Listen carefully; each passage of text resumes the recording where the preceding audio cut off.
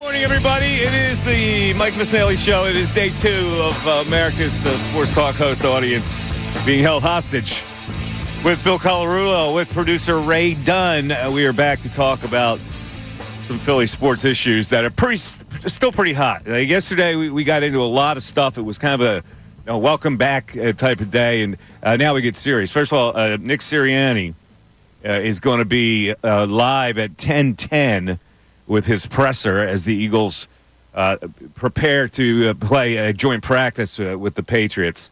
Here is the theme of today's show, and I was thinking about this yesterday.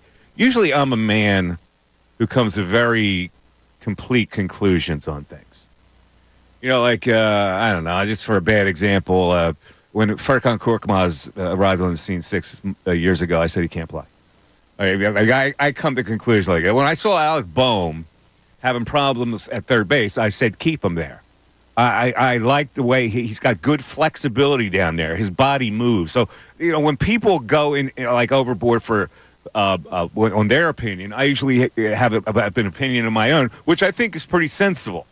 But right now, Bill, I am tied in knots about certain things. I can't come to a conclusion about 3 specific topics that were addressed in today's news. Now, here it is. I can't come to a conclusion as to whether the Phillies are in trouble, and I see that there is a story here where the headline says, "If you haven't already, it's time to readjust your expectations for the Phillies." This is coming SB Nation story, and we'll get into why they think that way. I haven't come to a conclusion on that just yet because I don't agree with it. But this story has given me a little bit of pause. So I hate to be in that kind of limbo situation. All right, here's another situation. Is Joel Embiid the truth or not? I have suddenly been unable to come to a conclusion. Now, there is a story that I think that people overblew this story. This is a story by Mike Sealski, and the headline is misleading to what the real story says.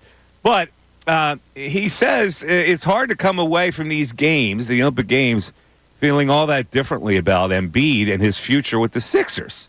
It's possible the Olympics will be a springboard for him, that we'll see a better version of him. But it's more than fair to wonder, after Embiid's public teasing and taunting of France's fans, whether he could remain in full control of himself. And sure enough, there was this ill-timed quasi-confrontation with Rudy Gobert, and Embiid at times seemed a too big toddler crashing into the other kids in the sandbox. The incidents were such as they were and fit the pattern he established in the tournament. He had his moments, but he didn't deliver them consistently. So that's thrown me into, you know what? You might be right about that. Of all this time that I've backed Embiid, saying they can't do any better if they trade him, and they've got to put all their flags on him to win a championship, maybe this has given me cause not to come to a conclusion about whether he's the truth or not. And, Bill, I hate feeling that way. And then finally, there's Jalen Hurts, where Dan Orlovsky comes out and doesn't have him in any of his top 10 categories as a quarterback. And I'm thinking, wait, has he gone back to the point where he's sort of a mediocre player who can't lead a team to a championship? All these things are worrying me right now. They're perplexing me. So I'll go to Bill right out of the chute. Bill, why can't I come to a conclusion on these 3 very important issues in Philadelphia sports? Yeah, you're torn today, Mike. This isn't like you. Very torn. I don't like being torn. You know, I like to say when fans have a certain opinion, Embiid's never going to lead you to a championship, I usually just like knock it aside. Or when they say Jalen Hurts is really regressed, I just kind of knock it aside because I've seen where he's been good. And then the Phillies, I go, what did I say yesterday? Don't worry. Today, I read this story and I go, oh, wait a minute, is the joke on me? Like these other teams, like you mentioned yesterday, these other teams are rising up. Is it possible that we aren't what we thought they were? Well, the Phillies are no longer the best team in the National League. They lost that last night when the Dodgers won. They're now a half game back in the National League. Mm-hmm. But your expectations for the Phillies shouldn't have changed. The ceiling hasn't changed. This team has always been good enough to win a World Series. The issue I always had was some who were anointing them as being a surefire World Series champion because anything can happen in the postseason. I still believe that. This team is good enough to win a World Series, but they certainly have enough weaknesses that they could lose in October. It's the reality of baseball. That's wishy-washy. That's the reality of baseball. I want a conclusion. Well, the issue, it's hard to get a conclusion. You just said, stop your conclusion. You had your conclusion. Before you went wishy-washy on me, what was your conclusive statement? They are good enough to win a World Series. Okay. This is where I can't say. This is what has paralyzed me now. Well, you've seen this team before. Look, you saw almost an identical team last season. What's changed? An identical team last season go one game away from going back to the World Series. It's the same damn team. There's not much difference. Same manager, same pitching staff pretty much. You've added a better closer, in my opinion, in Estevez over what you were getting last year. But here's the thing. The way they started this season, they established themselves as the best team in baseball. And now it's a leakage. So do they go into the playoffs knowing they're not the best team in baseball anymore? And how will that affect them? Will their confidence be racked by the time they get into the playoffs? We still have a month and a half to figure that one out. And I think this will help. They start a homestand right now against two teams that they should beat up on before they have to go to Atlanta. So I think your answer to your question to start the day, you probably will know more in about 8 days. Here's the point of this whole thing. I want to know what the people think. Because this is why I open up. When I need help on a subject, I need the people to help me. And the people need to sound off today on these three things. Are the Phillies in trouble? Is Embiid the truth or not? And the franchise quarterback, what is he at this particular point? All good questions, Mike. I'm dazed and confused today. All good questions. It's questions. only day 2, and I'm dazed and confused. With Joel, because I answered you on the Phillies. With Joel Embiid, the gold medal game, he didn't play a big part in. No one will deny that. But you go to the semifinals game, Joel showed up. The fact that you have LeBron James after that game bringing the crew together and saying, with a lot of expletives mixed in there, Chef and Joel carried us, talking about Curry and Embiid. That's not a local sports guy from Philly saying that. That's LeBron James saying Joel Embiid helped carry them. And what I really liked, Mike, more than anything else, was when Joel got his gold medal and the French fans are booing him like crazy. Did you see all of his teammates? How excited they were for Joel, playing into it all with Joel. To me, that was a lot. That told me a lot about Joel Embiid because some people talk about him and is he liked and all that. This guy now has done nothing but perform. I know that there's issues. He's gotten injured. He disappeared in Game 7 against Boston. He averaged 33 points a game last year in the playoffs on one damn leg. I got it. They haven't gotten out of the second round. Is that all on Joel, though? Is enough of it on Joel? Is enough of it on Joel as the star player of the team? I am not a Joel Embiid hater. There are a lot of people who are, though. On social media, my God, people attack him like crazy. They couldn't wait to bail out on him in the Olympics when he had a bad game. See, they finally got beat out of the game, and now they're surging. I read all those things. Does Tatum stink because he wasn't getting a lot of playing time? Tatum, you know what I mean? There's a different thing about Tatum. That FIBA system it really rewards shooters. Tatum is not that reliable of an outside shooter as a wing. And I think that's what Steve Kerr was thinking about. He's a good player, great player, who can get to the basket and do all kinds of things. But in that FIBA thing, the way they're playing defense, they needed wing players to be jump shooters. And he's not that. So he's got an excuse to get out of there. He does, but Tatum didn't win a title without Jaylen Brown, without Derek White, without Porzingis. I mean, you need other players. Tatum is not a 7'2", 300-pound big man who's supposed to dominate. And he has dominated. You look at the Knicks series in the playoffs. Joel Embiid isn't the reason you lost that series. When he wasn't on the court, you were a negative, 200? Yeah. I mean, you can't blame everything on Joel Embiid. I'm not blaming everything. I'm merely asking I think it's a polite question.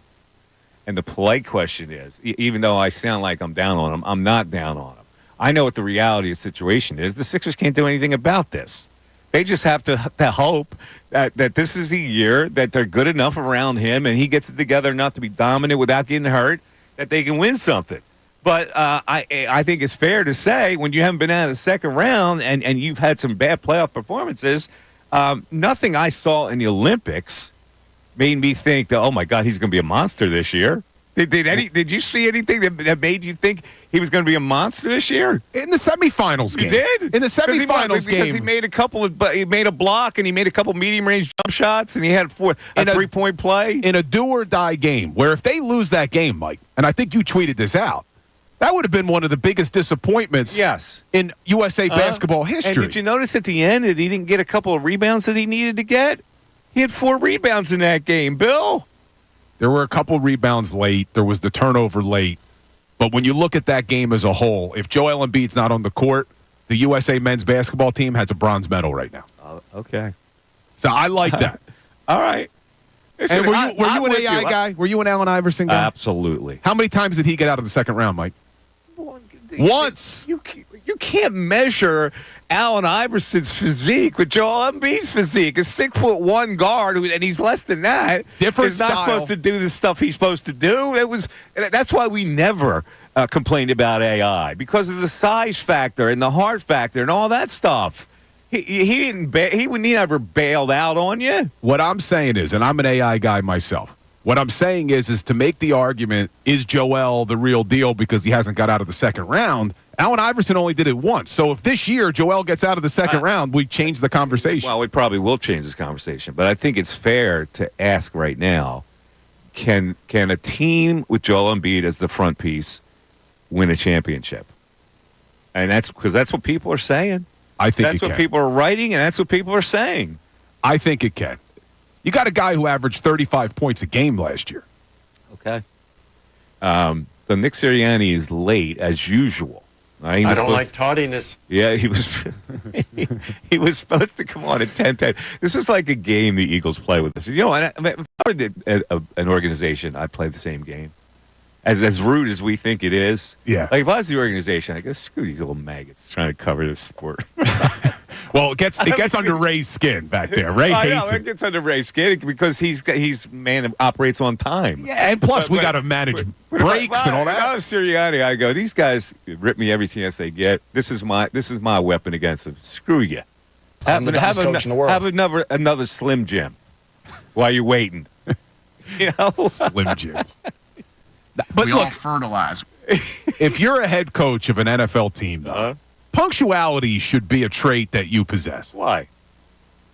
Why? As long as you're punctual with your own team, you don't have to be punctual with us. How is he punctual with his own team if he's late for press conferences right before practice? Doesn't that make him late for practice? Well, I don't know. Maybe he tells the other guy we're going to start a couple minutes later. Maybe he says this press conference is going to cut short because I have to go at 10:30. Maybe that's his methodology. At 10:30 we start. Fellas, I only got a couple minutes to talk to you. Here's the thing I've learned in all these years of sports, covered sports. It's their world. Yeah, they don't care about us. It is their world, and we walk through it. Occasionally, we have an impact. Yeah, they don't care about us. All right, here are the numbers in case you want to chime in. In case he waits till 10:30. 610-632-0975 is how you get into the show. All right, so I need some help today, and I read social media a lot, and I know you have these opinions, and so I want you to express your opinion. Basically, on these three elements. Phillies in trouble, Embiid, truth or not, Jalen, the freelance quarterback, the franchise quarterback that we thought we had. Because this Orlovsky thing is interesting. I think Orlovsky is a fan of Jalen Hurts, and yet he doesn't rank him in the top 10 in any category. Well, any passing categories. He gives him rushing ability and second reaction ability. Okay, but so this is... The fact that he doesn't have him in the top 10 in ball placement worries me.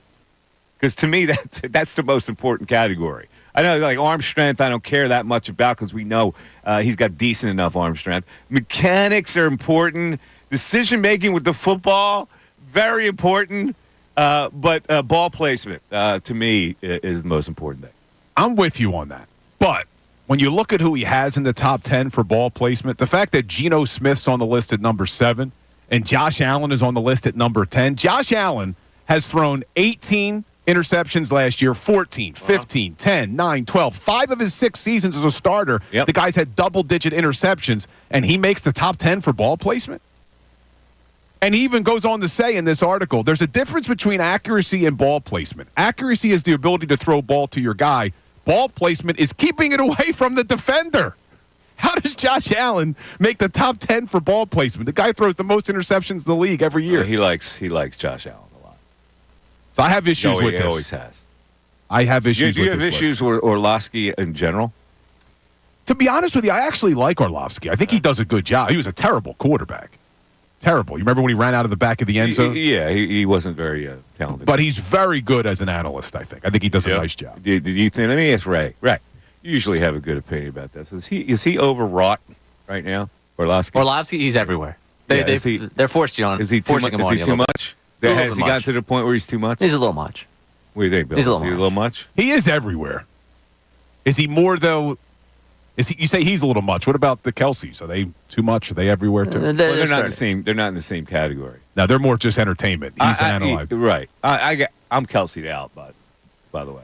I said it on the air last week. I thought I was going to get killed for it. That I was Kelce'd people out. don't like to hear that when you say that because he's such a fan favorite. Love him. Love the guy. I just don't need to see him everywhere. Literally everywhere. And now, I don't know if you saw it, Travis Kelce is hosting Are You Smarter Than a Celebrity that's going to air on Amazon Prime. So you're going to have to see even more of these guys. Yeah, well, listen, I don't blame people for giving them opportunities. They're hot property. I'm just saying, like, as a Philadelphian, like, I don't know how they project nationally. I think they project very well nationally. Well, the Swiftie angle helps. Yeah, and Jason is, he's like the everyman. He's been portrayed as the everyman. Yeah. I'm just wondering here in Philadelphia whether it's overplayed. We finally got Nick Sirianni at the podium. Here he is. See how he feels. He's progressing nicely, and we'll get some individual work. Don't know about the team stuff yet, but let's see how he is through individual. What about CJ, and what exactly is going on there? Yeah, he's working through it,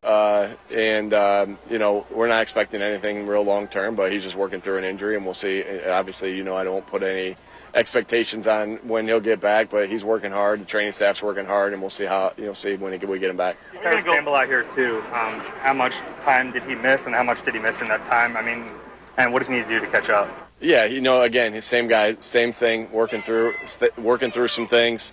I got faith that he's caught up to speed as far as mental reps. How do you go about getting Cooper back involved and making sure he gets enough reps so you guys can evaluate sort of where he's at? Yeah, like I said, I've told you guys before, he's getting a lot of the reps that's in walkthrough on the side. So every rep that happens, he's getting a rep and mentally. But other than that, he's got to get caught up as far as getting his body back ready to go, and he's got to get caught up when he gets team reps and the developmental reps and all the reps that he gets. You got to take advantage of them. What do you want to see from the offense out here today? Yeah, every time you step on the field, I've told you guys this. Anytime you step on the field, whether it's practice, whether it's a preseason game, whether it's a regular game, you're trying to reinforce your habits, right? Your habits of your fundamentals, your details, right? Your details of knowing what to do and everybody being on the same page. Your details of, tackling, blocking, block destruction, catching the football, ball security, taking the ball away, and then being smart, situational football. And then you're trying to show your effort, your relentless effort on every play. Your toughness. And so anytime we step on the field, we're trying to reestablish our core values, our habits, because we know our habits is what leads to our results. Nick, welcome to Foxborough. What are your expectations of joint practices today with the Patriots now that you're here? Yeah, again, same thing. Just every time we step out in the field, we're trying to get better.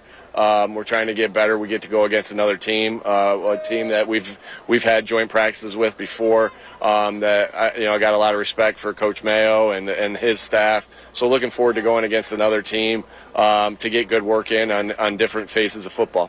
Nick Cancho talked about a rule about fights. Yeah, no fights. Right. That's what you're coming out here to. You're coming out here to work. and you're coming out here to get good reps. You're not allowed to fight. There's no fights in games, right? You never see big brawls in games, but some reason you see them at practices. And so our job is to come out here and handle ourselves just like a game. Just like if we want our tackling to be sure in a game, our approach out here has to be good. Same thing with our composure. If you want your composure to be good in game, your approach has to be the same out here. Will you have repercussions? Yeah. Vic Fangio talked about how with Quinyon Mitchell, didn't want to overload him while he's learning two very different positions. In finding like the best configuration on secondary, how do you balance putting people in places to learn positions and the limited amount of snaps in preseason to figure that best combination out? Yeah, you say, the limited amount of snaps, we're getting a lot of practice reps, right? And those are game-like for us. So he's getting a lot of work there. Again, we're trying to have people be multiple. He is a rookie, and he's done a good job of it. But, obviously when you playing nickel, playing corner, it's two different positions. So, what we think today might not be necessarily what we think in a week from now. It's all about how he progresses and where he is. Kincade keeps getting worse with the ones. Is there consideration to seeing Steen at tackle so you have that flexibility on game days? Always want your offensive lineman to have flexibility, especially guys that could be backups, right? And Mackay has that flexibility as far as has played tackle, has begun to get a lot of work at guard, and that goes the same thing for Steen. So again, you want versatility in those guys because it's different than other positions. Like you only have 3 backups going into a game usually, right? You have 5 guys that are starting, you have 8 guys that are up for a game, so multiple guys have to be able to play multiple positions. And so that's anybody that's in a role where they even if he, no matter what, you need that extra work and that ability to be versatile. As you start to get to know this new offense that you guys are using, how do you find the balance with using Jalen Hurts' mobility, in the passing game, but also in the running game? Yeah, Jalen's a great player. He's continued to develop on all phases of his game, and our job is to put him in positions to succeed and the things he does well. And so always are cautious. If we're talking about the run game, we're always cautious with him on that as far as how we run runs, how we protect the runs, the type of runs we do. So we put him in a safe position, and then we also expect him to take care of himself out there and not take those hits that we know can be detrimental. Gerard Mayo said yesterday, y'all on the same page about what you wanted to script out today. What did you guys want to accomplish? And also, he said you gave him some advice for joint practices. We just went over our plan, just like you would with your coaching staff before a practice. We went over it together of what we've done and what the expectations are as far as how you take care of each other. You're getting good work, but also take care of each other. And they top notch. Meeting. They ran the meeting. They're home. They ran the meeting, and it was a great meeting. And we were able to all get on the same page of what we wanted to do and how we wanted to go about this practice. And it's going to be good work for both teams. Can you get a good feel for how your running game is working in these kind of things when you're not tackling? Yeah, of course. Plays that aren't going to the ground, right? When you're in a controlled environment and you're not tackling to the ground, the offensive line's still full go up front. Like it's still it's just the exception of like cutting on the edge or stuff like that. They're full go, so you get a good feel for that. Now, you might not get as good a feel for the running back would have slipped that, right? Because if you're in an offense-defense meeting, I know Vic's probably saying, no, we would have tackled him there, and Kellen's saying, no, we might have slipped that right there. So that's what you don't get, but working tackling is more with if you're not going to take people to the ground, it's about the approach and getting yourself in position. You can still do that all the way up to the tackle, and then you can do some things that you drill in tackling. So, to be a good run defense, you have to be able to tackle well, and to be a good run offense, you have to be able to break tackles, and it starts up front on both of those things. So in the run game, I definitely feel like you can, in every point of the game, because you're live up front, essentially, you can get a good feel of what it's looking like when you're out there. Nick, with increased reps offensively, did you learn anything new about Britton Covey that you didn't already know? And working with him for now a 3rd season, where has he shown the most improvement? Yeah, we've been around Britton a long time, and he's you can really see his ability when he has the ball in his hands, because that's what he does, right? The sure hands of how he catches punts, and then his ability to maneuver around defenders in open space. And that translates, like when you look at a college guy, for instance, you look a lot. I look a lot at the yards after catch of how they are, because that translates to how they're going to be on the line of scrimmage. That translates how they're going to be at the top of the route. That translates how their acceleration is. So we know Britton has a lot of good attributes, and he's had a really nice camp, but not surprising to any of us. I don't think there's anything more we're learning about him, because he's been so consistent. He's been so consistently himself for the past 3 years, or past two plus years, and he's helped us win a lot of football games. We've got time for a couple more. Yeah. I think we're doing a good job. I'm excited about the depth that we have there, the guys that we have there.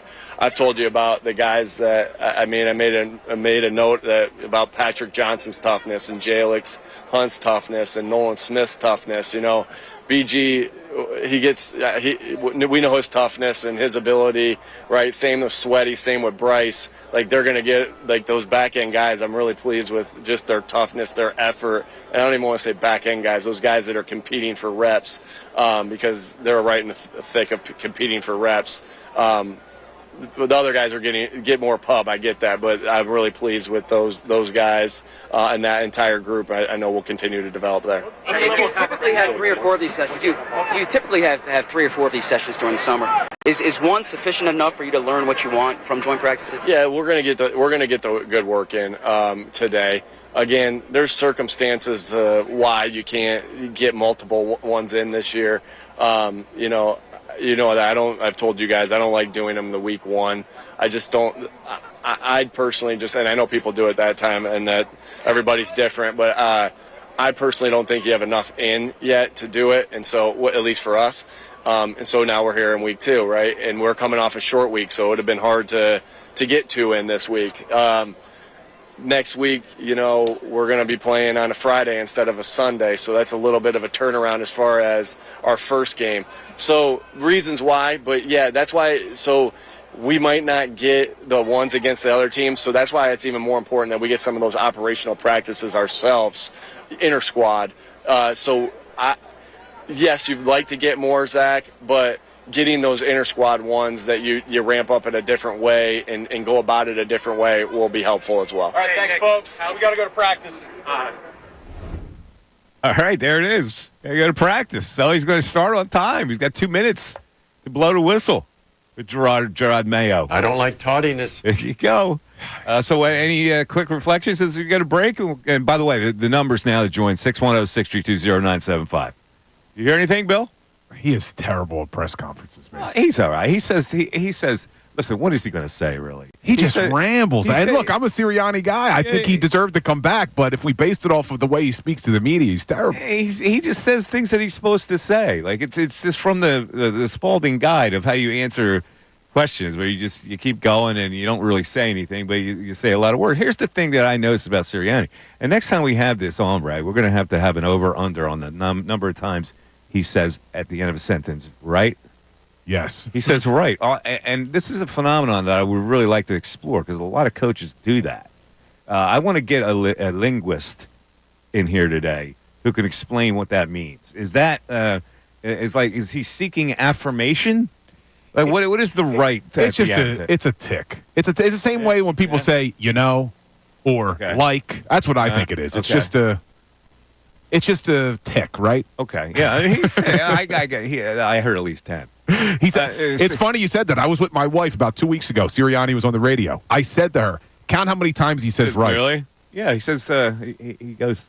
We need to go through the entire 90-man roster right now and just list out the number of guys he's called tough. Because I think we would have more than 50% of the 90 guys been called tough so far this preseason. Guys are tough. That's good. We're giving a lot of effort. Great. Giving a lot of effort, too. A lot of toughness. It's going to be tough. 610-632-0975. Mike Missanelli Show back after this.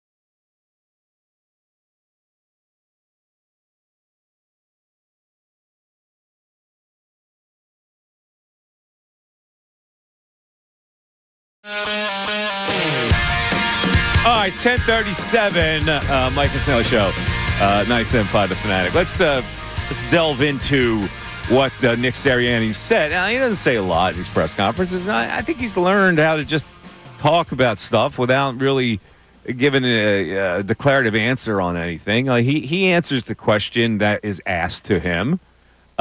He doesn't do it with a lot of creativity. But the one question that was asked to him, guys, was Jalen Hurts running this year, and what's that going to be like? This is a really interesting topic. It's an important topic because the Eagles are decidedly better when he runs. But there is such a peril to it that I don't know that they can do it. So what do? Do you let caution to the wind? Or do you put a governor on how many times you want him to run, Bill? I think you have to let the guy do what he does well, because to your point that this team wins when he runs the football, you're not going to believe some of these numbers, Mike. Yeah. So he's 16-4 in his career when he has more than 10 carries in a game. That's an .800 winning percentage. They're undefeated, 10-0 when he gets 14 or more carries. Now, he shouldn't run 14 or more times. Something's off if that's going on. But when you look at it, he's only lost 20 games in his career. 16 of them came when he had less than 10 carries. Now, are we talking about design carries, or we're talking about him breaking out? That's runs the gamut there of all different things. So let's delve into that. The design. Let's talk about the design plays first. Would you be okay with them designing 10 running plays for him a game? Not 10, but you have to design some. You got to keep defenses concerned that Jalen could pull it and run it. They have to have some design runs mixed in. That's what makes it. Like RPO runs? RPOs. I've been okay with a couple quarterback sweeps. Quarterback sweep. You got to do things that, you've heard that a lot. The football guys like to say the +1 in the running game, the +1 on offense. The fact that defenses have to game plan for Jalen Hurts in the running game is a weapon that you just can't eliminate yourselves because you're concerned about injury. Yeah, I totally agree with you. But see, we're agreeing on, I don't know, it's like a level playing field, this argument comes on. Because we know that basically it's not a level playing field. We can sit here and say all we want, that they're better when he runs, that he's dynamic when he runs, but the playing field slants down because he gets so banged up that it's not beneficial for the long haul. He does, but you could also get hurt in the pocket. We've seen quarterbacks who don't run the ball get hurt in the pocket. But he's less likely to get hurt in the pocket because he can slide out of the pocket. He's good at that. I mean, he's good at getting out of there. He needs to do a better job, and Sirianni just talked about this, protecting himself. Don't take away the play, but there's no need to take on a tackler, go down. There's no need to try to get that extra yard or two. Go out of bounds. I agree with that. He's got to be smarter. He's got to be smart. But Kellen Moore, who's the offensive coordinator this year, has never had a quarterback like this before. Prescott, mobile but not a runner. Herbert, mobile, surprisingly for his size, not a runner. Ray, do you have that clip of Kellen Moore talking about how this is a phenomenal piece of the game? Kellen Moore won. Because Kellen Moore, I think, sees how advantageous Jalen's legs can be to this offense. And they have to allow him to do it. They have to allow him. You got it, Ray? So listen to Kellen Moore. Excellent factor that Jalen's been able to utilize, just being an extra guy in the run game. Certainly something we want to continue to build off of. I think there's an element of just, finding the games, finding the situations that are right to best suit when we utilize that. But it's a great strength of Jalen. He does an excellent job, and I think he's a really smart runner. I think that's a critical factor to that he's smart with the ball. He's smart with when to make those decisions, and I think he protects himself pretty well. So it's an excellent part of the game, and they're going to build off. Listen, it's a backbreaker for a defense. I mean, listen, when they got him, and he's able to get out of there, and he goes for 9 to get a first down. That's that defensive killer. You got the guy penned in. Now when he goes, instead of your usual 3-yard carry when you hand the ball to a running back, in this case being Saquon, it'll hopefully be more than 3 yards. When he can carry the ball for 7, it's a big advantage. It breaks your defense's heart. It is, and when we're talking about Dan Orlovsky's quarterback rankings and he doesn't put Jalen in the top 10 of any passing categories, it's hard to judge Jalen when you're not factoring in those rushing yards. It is. You have to factor those in. I mean, The guy last year had 15 rushing touchdowns. Now, a lot of that was the brotherly shove or the tush push, whatever you want to call it. But I just think you have to allow this guy to continue to do what he's good at. I'm not saying that I want him to run 15 times a game, but don't try to do what you did with McNabb. You tried to turn McNabb into a pocket passer, and it worked. It did work to an extent, but Jalen Hurts is a lot better of a runner, I think, than Donovan was. Let's go over these Orlovsky rankings, and then we'll get to your phone calls at 610-632-0975. Arm strength. He's got Mahomes 1, Josh Allen 2. I don't know. It would be the other way around for me. Allen does have a cannon. Yeah, Allen's got better arm strength than Patrick Mahomes. Justin Herbert 3. That's pretty decent. Matthew Stafford 4. At his age now, that's the thing. I don't know. At his age, I don't know about that 4. Aaron Rodgers 5. Will Levis 6. He can throw it, but I don't know if he belongs on any top 10 list right now. Baker Mayfield. Does Baker have 7. a strong arm? I don't think so. He gets it there every now and then, but I wouldn't go, wow, look at that hose he just threw. Anthony Richardson 8. All right. Dak Prescott 9. And Lamar Jackson. How do you have Dak Prescott ahead of Lamar Jackson? Lamar Jackson can fire. So here's what he says. He says he did this based off of 2 components. The obvious one being able to throw the ball far down the field, but then the second part of it being able to fit the ball into tight windows with zip. So I guess Mayfield, that's where he makes the list. Didn't he usually get compared to Favre on how he can put that ball in the tight windows? I think Mayfield stinks, but. All right. How do you leave Jordan Love off this list with some of these names? Are you a Jordan Love guy? I'm a Jordan Love guy. Are you? All right. There's too much love for Love right Matthew now. Stafford at 4. All right. Stafford at this point being top 5 seems a little much. It does. All right. Let's go ball placement. This, to me, is the most important category. Joe Burrow. Okay. I'm okay with that. Tua at 2. Patrick Mahomes 3. Hey, I can't have Tua ahead of Patrick Mahomes. Matthew Stafford again 4. He loves himself some Stafford. That's his Detroit Lion connection. You're right. It is his Detroit Lion connection. C.J. Stroud, the Texans is 5. Brock Purdy 6. All right, I agree with that. Geno Smith at 7. Dak at 8. Jared Goff at 9. And Josh Allen at 10. We got a problem with that? I don't know. This whole list, every category I got problems with. I just don't understand where he's basing all of this on. Putting Tua above Patrick Mahomes. Tua puts the ball where it needs to be because his receivers are so open all the time. Mahomes is thrown into the tight windows because his receivers stink. This, to me, is a 3-quarterback category. and you forget the rest of them. I go Burrow, I go Brock Purdy, and I go Patrick Mahomes. Yeah, I think I'm with you. Maybe that's what he needed to do here. Top 3s of everything. Because once you start going top 10, it's too much. All right, one more, and we'll get to the phones. Mechanics? All right. Burrow 1, Stafford 2. He does love Matt Stafford's throwing a couple dollars into this one. Do you have a crush on his wife or something? Well, that's a touchy subject right there. I know it is. I know the wife. The wife. With the backup quarterback. Who knows? Maybe Orlovsky in Detroit. Who knows? He's trying to get in there. Backup. Justin Herbert 3. C.J. Stroud 4. Dak Prescott 5. Jared Goff 6. Tua 7. Aaron Rodgers 8. Brock Purdy 9 and Trevor Lawrence 10. Aaron Rodgers 8? You got to have him higher on the list, right? I don't know. And then Trevor Lawrence, he hasn't done much to impress me so far. But again, he's basing this off of mechanics, and I guess you got to find 10. So. Who has better mechanics than Aaron Rodgers as a thrower? I guess C.J. Stroud does. Well, all right. Matt Stafford, according to Matt Stafford does. Let's go to the phones. Joe, who Mantua has been hanging on for a long time. Joe, thanks for hanging. You're on 97.5 The Fanatic.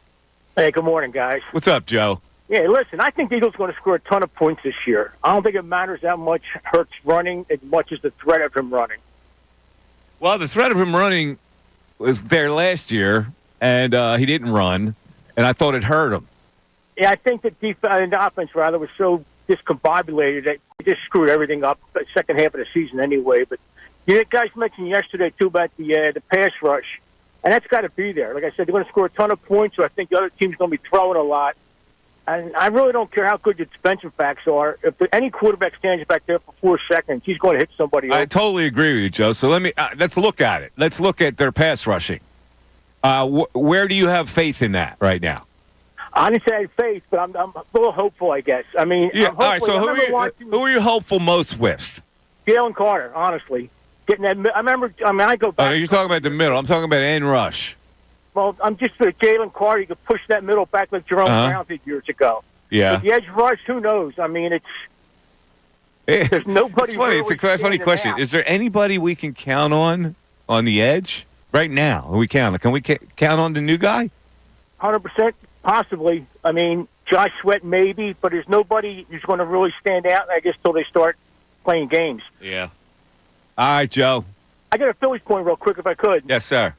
You said you think they're in trouble. Right now, they are in trouble. But I don't know they're in trouble. I can't come to a conclusion on it. I'm just looking at this headline, this story, which says they're in trouble. Yeah, but I think, they got a veteran squad. I think Schwarber's won a title. Harper's came close. I think that in 6 weeks of the playoffs, I think they're going to right the ship. They're going to make a nice long run.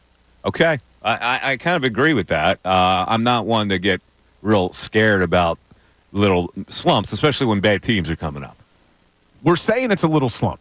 Mm-hmm. It is a third of the season, though, man. It's 25-30 over their last 55, or 24-30, I believe. Yeah, they're 8-17.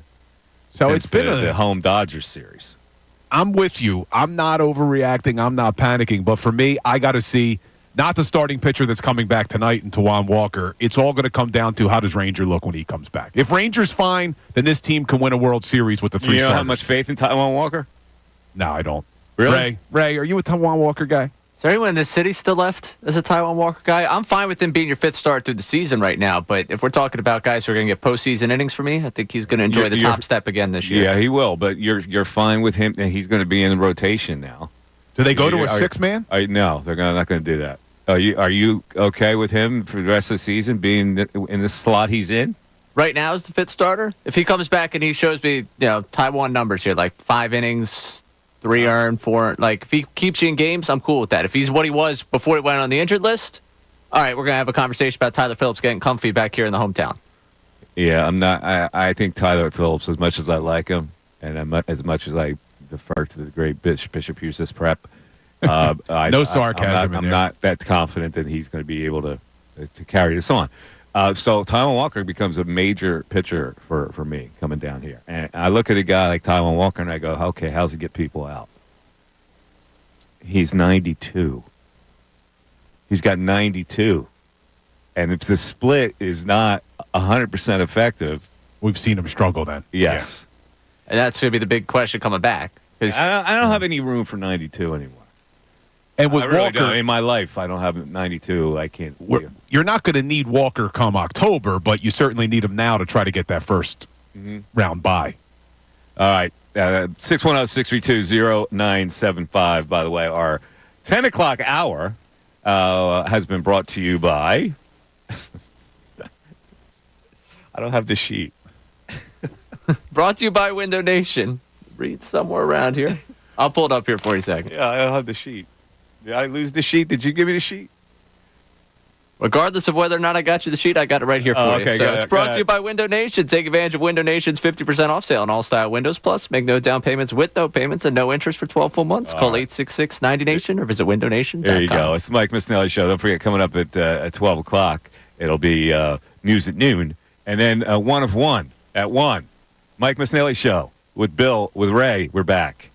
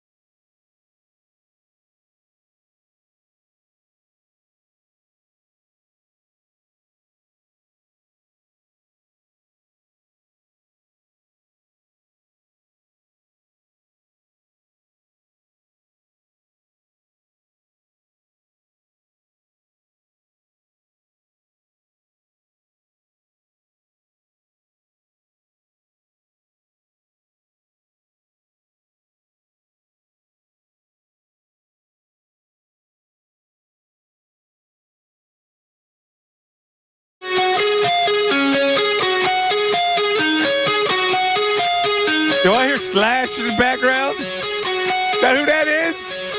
That's Slash. Of mine. 11 o'clock in Delaware Valley. It is the Mike Missanelli Show right here on 97.5 The Fanatic. It is day 2 of my return. And, the issues right now are they're idle because we have to wait for the Eagles to play another game. We actually have to wait for the Eagles to play game 1.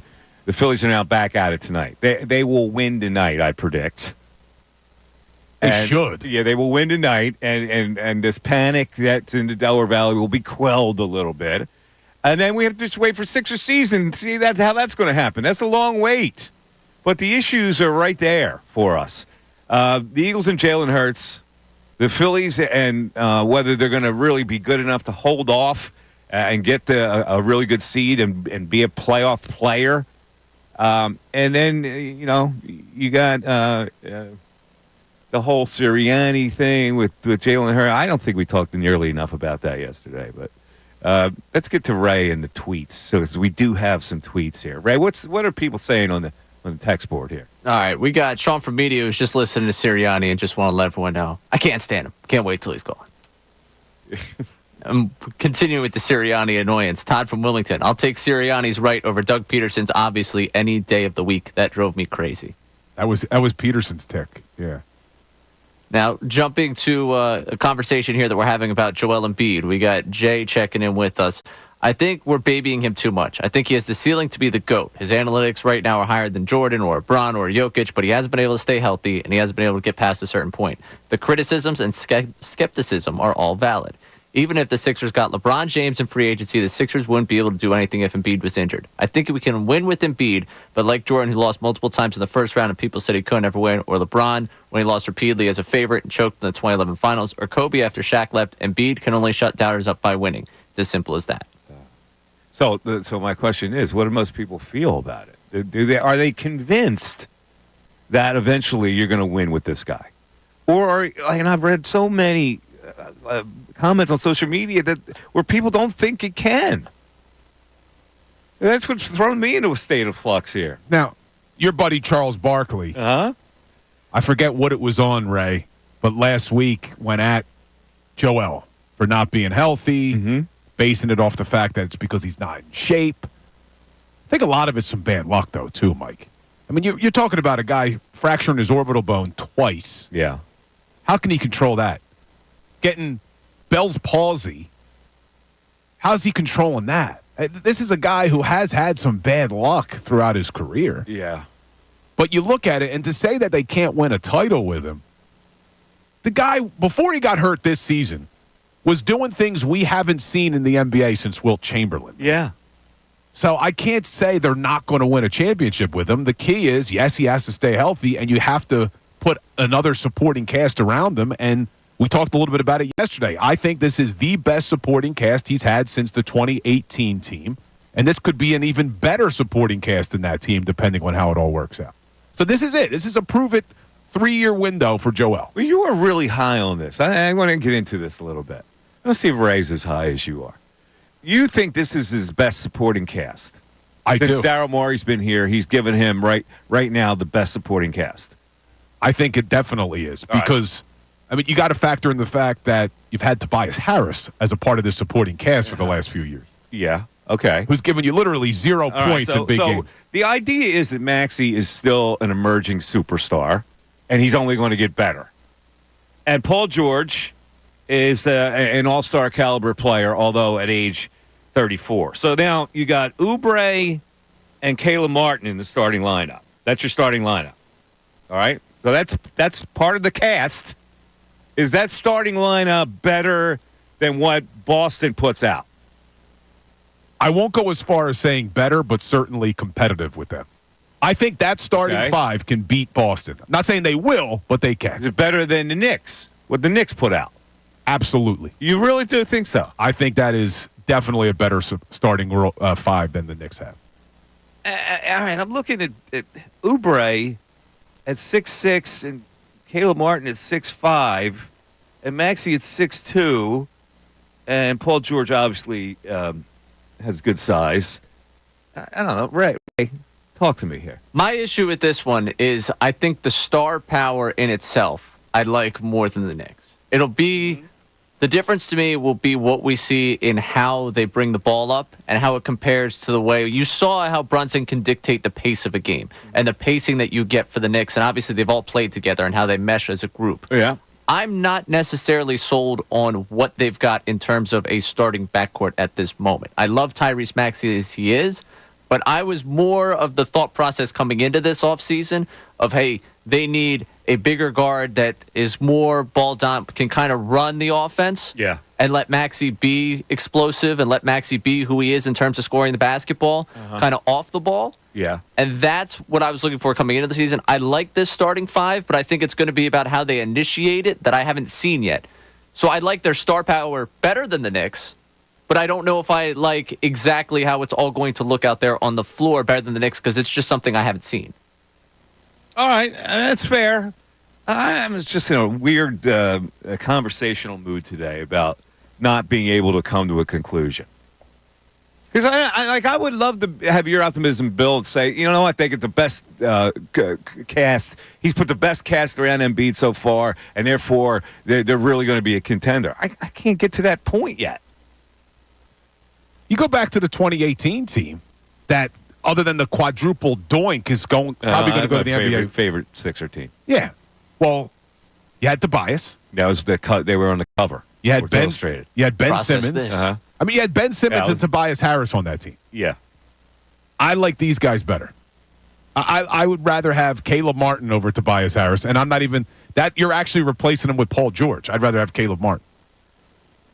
I think that's the greatest cause for optimism is the replacement of Paul George. When you go roster, I understand your concern. You mentioned it yesterday. I know you've mentioned a number of times in your podcast talking about, like, hey, older, aging I don't like role players that you don't enjoy. I don't like it. They get hurt, and it throws you into flux. And you're going to bring another guy in from the G League and substitute for a couple games. It just messes you up. And you have, like, for the marathon of 82 games, you have to get to the end of that in a position. You've said top three. I would argue if they're top five, they're okay. Because I don't think that you're going, like, if you're in the play-in the way they were this year, I think it's already, like, you're written that you're not going to be able to get there. But if you're a 4 or 5, I would take them against whoever's getting up in the middle of the East over them to get through the first round. It might end up that you'd take Boston in the second round, but you're going to have to get through Boston at some point. Yeah. Like, That's what I'd like to avoid, though. I don't want to see Boston until the finals. Yeah, but I'll be honest with you. This whole, like, second round ceiling we all talk about getting out of the second round, if they get out of the second round and do what the Pacers did this year and not win a game in the conference finals, I'm not going to be sitting here like, woo, we did it. Thank goodness, out of the second round, we proved it. Like, it doesn't do much for me. If they don't get out of the second round, I think the fervor to trade Embiid will be at an all-time high. If they don't do we it had this it last year, for crying out loud. And with this cast now, you went out and you got Paul George. Yes, it would get very loud. All right, let's go to Rick in Easton. Rick, you're on 97.5 The Fanatic. What's up, Ricky? It's been a while, my friend. How are you? This is your old wrestling buddy. What's going on, buddy? Oh, man, it's been great. Listen, I just have to say this to the young people that listen. This gentleman on this talk show is the Mount Rushmore of talk show hosts, and you and Steve Fredericks were the best duo, and you were an inspiration for me to be a two-time author and a talk show host myself. And you also bring hockey to the table, not the other three sports. And glad to have you back, my friend. Thank you, Rick. I appreciate it. It's nice of you to say.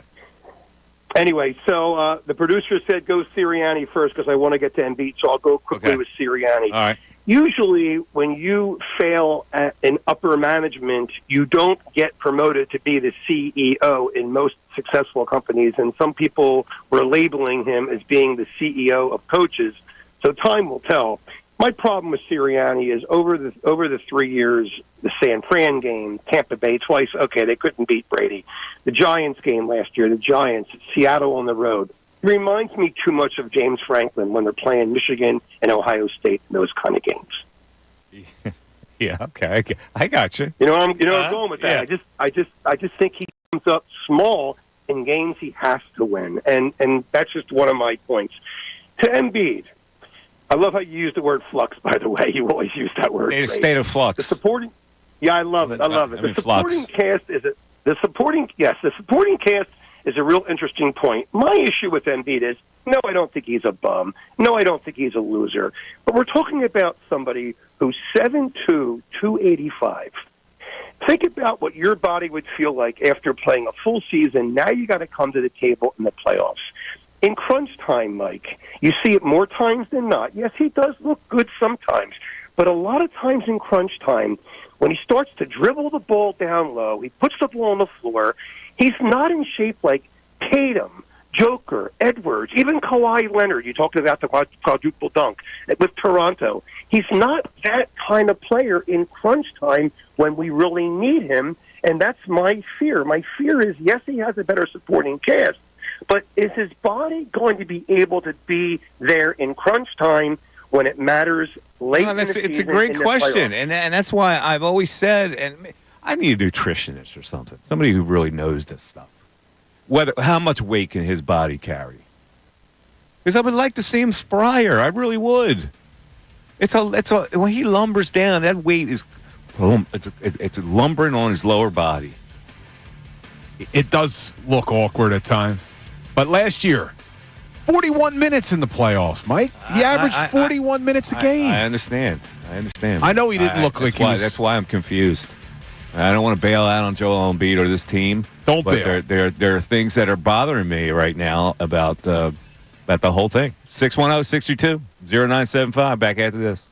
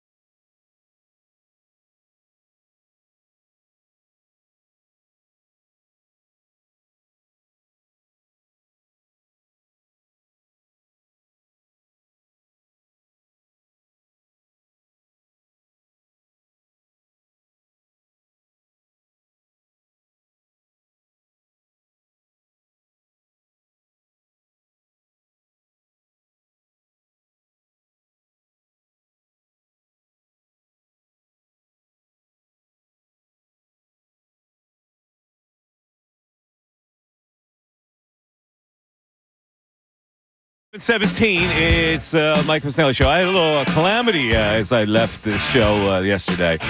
This is the definition of today, calamity today. I don't think I've been without internet or television for an entire night. How'd you handle it? Well, I got home yesterday, and I'm obviously going to try to surf the web, and tweets aren't coming in, so I go, uh-oh. I got a problem. Normally, this problem is solved by you rebooting. You pull out the plug, you reboot it, boom, comes back on. Well, it's not coming back on. So I got to get on the phone to the people. Now, the people take you through at least an hour review of what you're then supposed to do. They give you a blow by blow. All right, you down by your router? Yeah. All right, have you done this? I want you need you to do this, and I'm going to send you a code to do this, and blah blah blah. Something not coming in. So they go, okay, well, we're going to have to send a technician out. Now I'm going, okay, this is their mistake. I desperately need internet and television. Although I would say, okay, God, it's a good thing the Phillies aren't playing. And my phone service was spotty, so I couldn't get the internet even on my phone. So they go, okay, we'll be there Wednesday between 10 and 2. And I go Wednesday. I can't wait that long. Don't you have like a technician in the area could just stop over and see what's up? And they go, no, we can't do it. Can I talk to your supervisor? I get the supervisor on. He tells me the same thing. Sorry, sir, we're booked up, and our people can't come until Wednesday. So finally, I'm exasperated. Like I'm trying not to yell. I'm trying to keep my cool. Like, all right, I got to suck it up until Wednesday. Well, an hour later, I get a text from them. We'll have a technician in your area tomorrow morning between 8 and 12. So they were there today? So I call a buddy of mine. I go, listen, I got to leave my house. The latest I can stay here is like till 9:10. Can you come over and hang out with these guys? Well, the guy shows up at 8:50. And he's going down the thing. He goes, you're not getting any signal in your house. That's a wire problem outside. As it turned out, the wire that leads from the pole that comes into my house was cut by a truck. Because it was hanging too low, and the truck went by and sliced it. We both had bad luck with trucks, man. I don't know if I told you. But how do I avoid that now for the rest of time? If I know that can happen, that the line is low, it's too low. They got to raise it. Well, they can't. But how do they raise it? They can't put a stick in the middle of the road to make it a peak. Wait, how long do you live here now? 10 years. That hasn't happened in 10 years. You got another 10 years in. No, it's happened before where the line's been cut outside for various other reasons. I don't know, people cut a line, a tree cut a line, and whatever. That's been my main problem. I've had the line cut at least 3 times. I'm trying to do the geometry in my head of how that gets, how you get a better angle there. I think you might just be in trouble with this one. Hold on a second. I just got a text. From the guy. Okay. Hold on a second. I can't get my passcode in. I have really thick thumbs. All right, here it is. You're back online, Mike. Raise the lines as high as I can, so we hopefully don't run into this again. All right. There you go. Well, how could they have raised the lines? That's what I don't get. It has to come from, unless they put it up higher on a pole, right? We all got our problems. I got hit by a United States Postal Service truck yesterday. My car was parked in a spot, and the guy just backed into it. Oh. Jeez. That's a federal offense. Yeah, now I got to deal with that. What's going on, Mike? They're out to get us. Got to deal with the feds. They're out to get us. Now, what did you do? Did you have to? I was standing out there. I mean, the insurance thing. Yeah, you got to go through the federal government. I've dealt with it before. You have? Well, when I was through a the lawyer. Federal government? I've sued the federal government quite a few times in my life. Yeah, you got to go through the Federal Tort Claims Act. It's a whole thing, but they'll pay it. Oh. My car was parked in a lined spot. The poor guy backed in. I felt bad for him. I did. I felt bad. Because now he's got to go through all this type of training and everything else he told me. I'm avoiding all trucks now. One, you lost all the line for everything going in your house. Your car got hit. I'm staying far away from trucks. I'll be the third one on this show to have something happen. Yeah, that's Knock what's on coming. wood here. I've been all right over the first 24 hours of the program. All right, Bill mentioned something about Sirianni and what he said in his presser today. So I want to go over the point where he says that everybody on his defensive line is tough, right? We have that one. I get the cut sheet right here. So. Sirianni 8. Yeah, Sirianni 8. He was pleased with the defensive line. Everybody's tough. Go ahead. I'm excited about the depth that we have there, the guys that we have there. I've told you about the guys that I made a note that about Patrick Johnson's toughness and Jalix Hunt's toughness and Nolan Smith's toughness. BG, we know his toughness and his ability, right? Same with Sweaty, same with Bryce. Like, they're going to get, like, those back-end guys. I'm really pleased with just their toughness, their effort. And I don't even want to say back-end guys, those guys that are competing for reps, because they're right in the thick of competing for reps. But the other guys are get more pub, I get that. But I'm really pleased with those guys and that entire group. I know we'll continue to develop there. Wow. He just named 6 defensive ends. Named with them all. toughness. He named them all.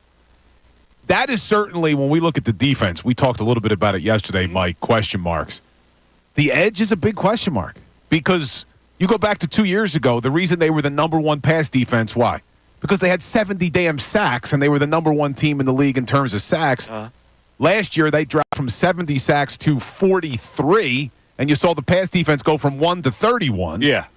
And they turned around and they traded Hassan Reddick, which we got to talk about. Oh, yeah. What a mess in New York. Hassan Reddick, I think that's coming up soon. Is that coming up, right? Yeah, we'll get into that. Reddick? Yeah, that's just a mess. But a big key to this defense is going to be, can they generate that pass rush? And we had a caller earlier talk about Jalen Carter. Well, he's an interior lineman, which is going to help because he's going to get a lot of attention. But who's getting after the quarterback on this team? Yeah. I'm glad they're all tough. I just hope they can get to the quarterback. Yeah, I don't care how tough they are. I want to see them get sacks. I would have expected that somebody would have been really praised by now. Yeah, like really Huff or Smith. Or like we've had a smattering of praise, but nobody is really like. I don't worry about Huff as much. I know we haven't seen him do it for 3 downs. He's struggled against the run in New York. He only played about 45% of the snaps. But he can get after the quarterback. Yeah. Double-digit sacks last year. His win rate's through the roof, Mike. He's up there with Myles Garrett and Micah Parsons. Yeah. All right, let's go with Sirianni talking about Hurts running, because this is a major thing where they're going to change it under Kellen Moore. So Nick Sirianni's the number 5 cut.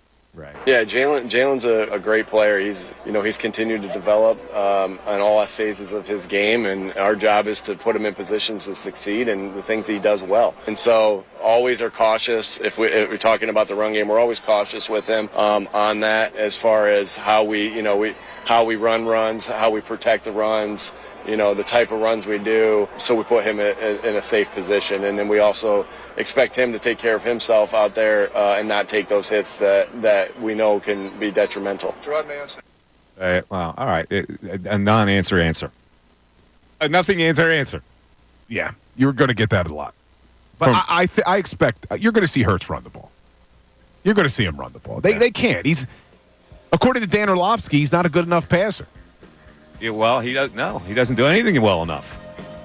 All right.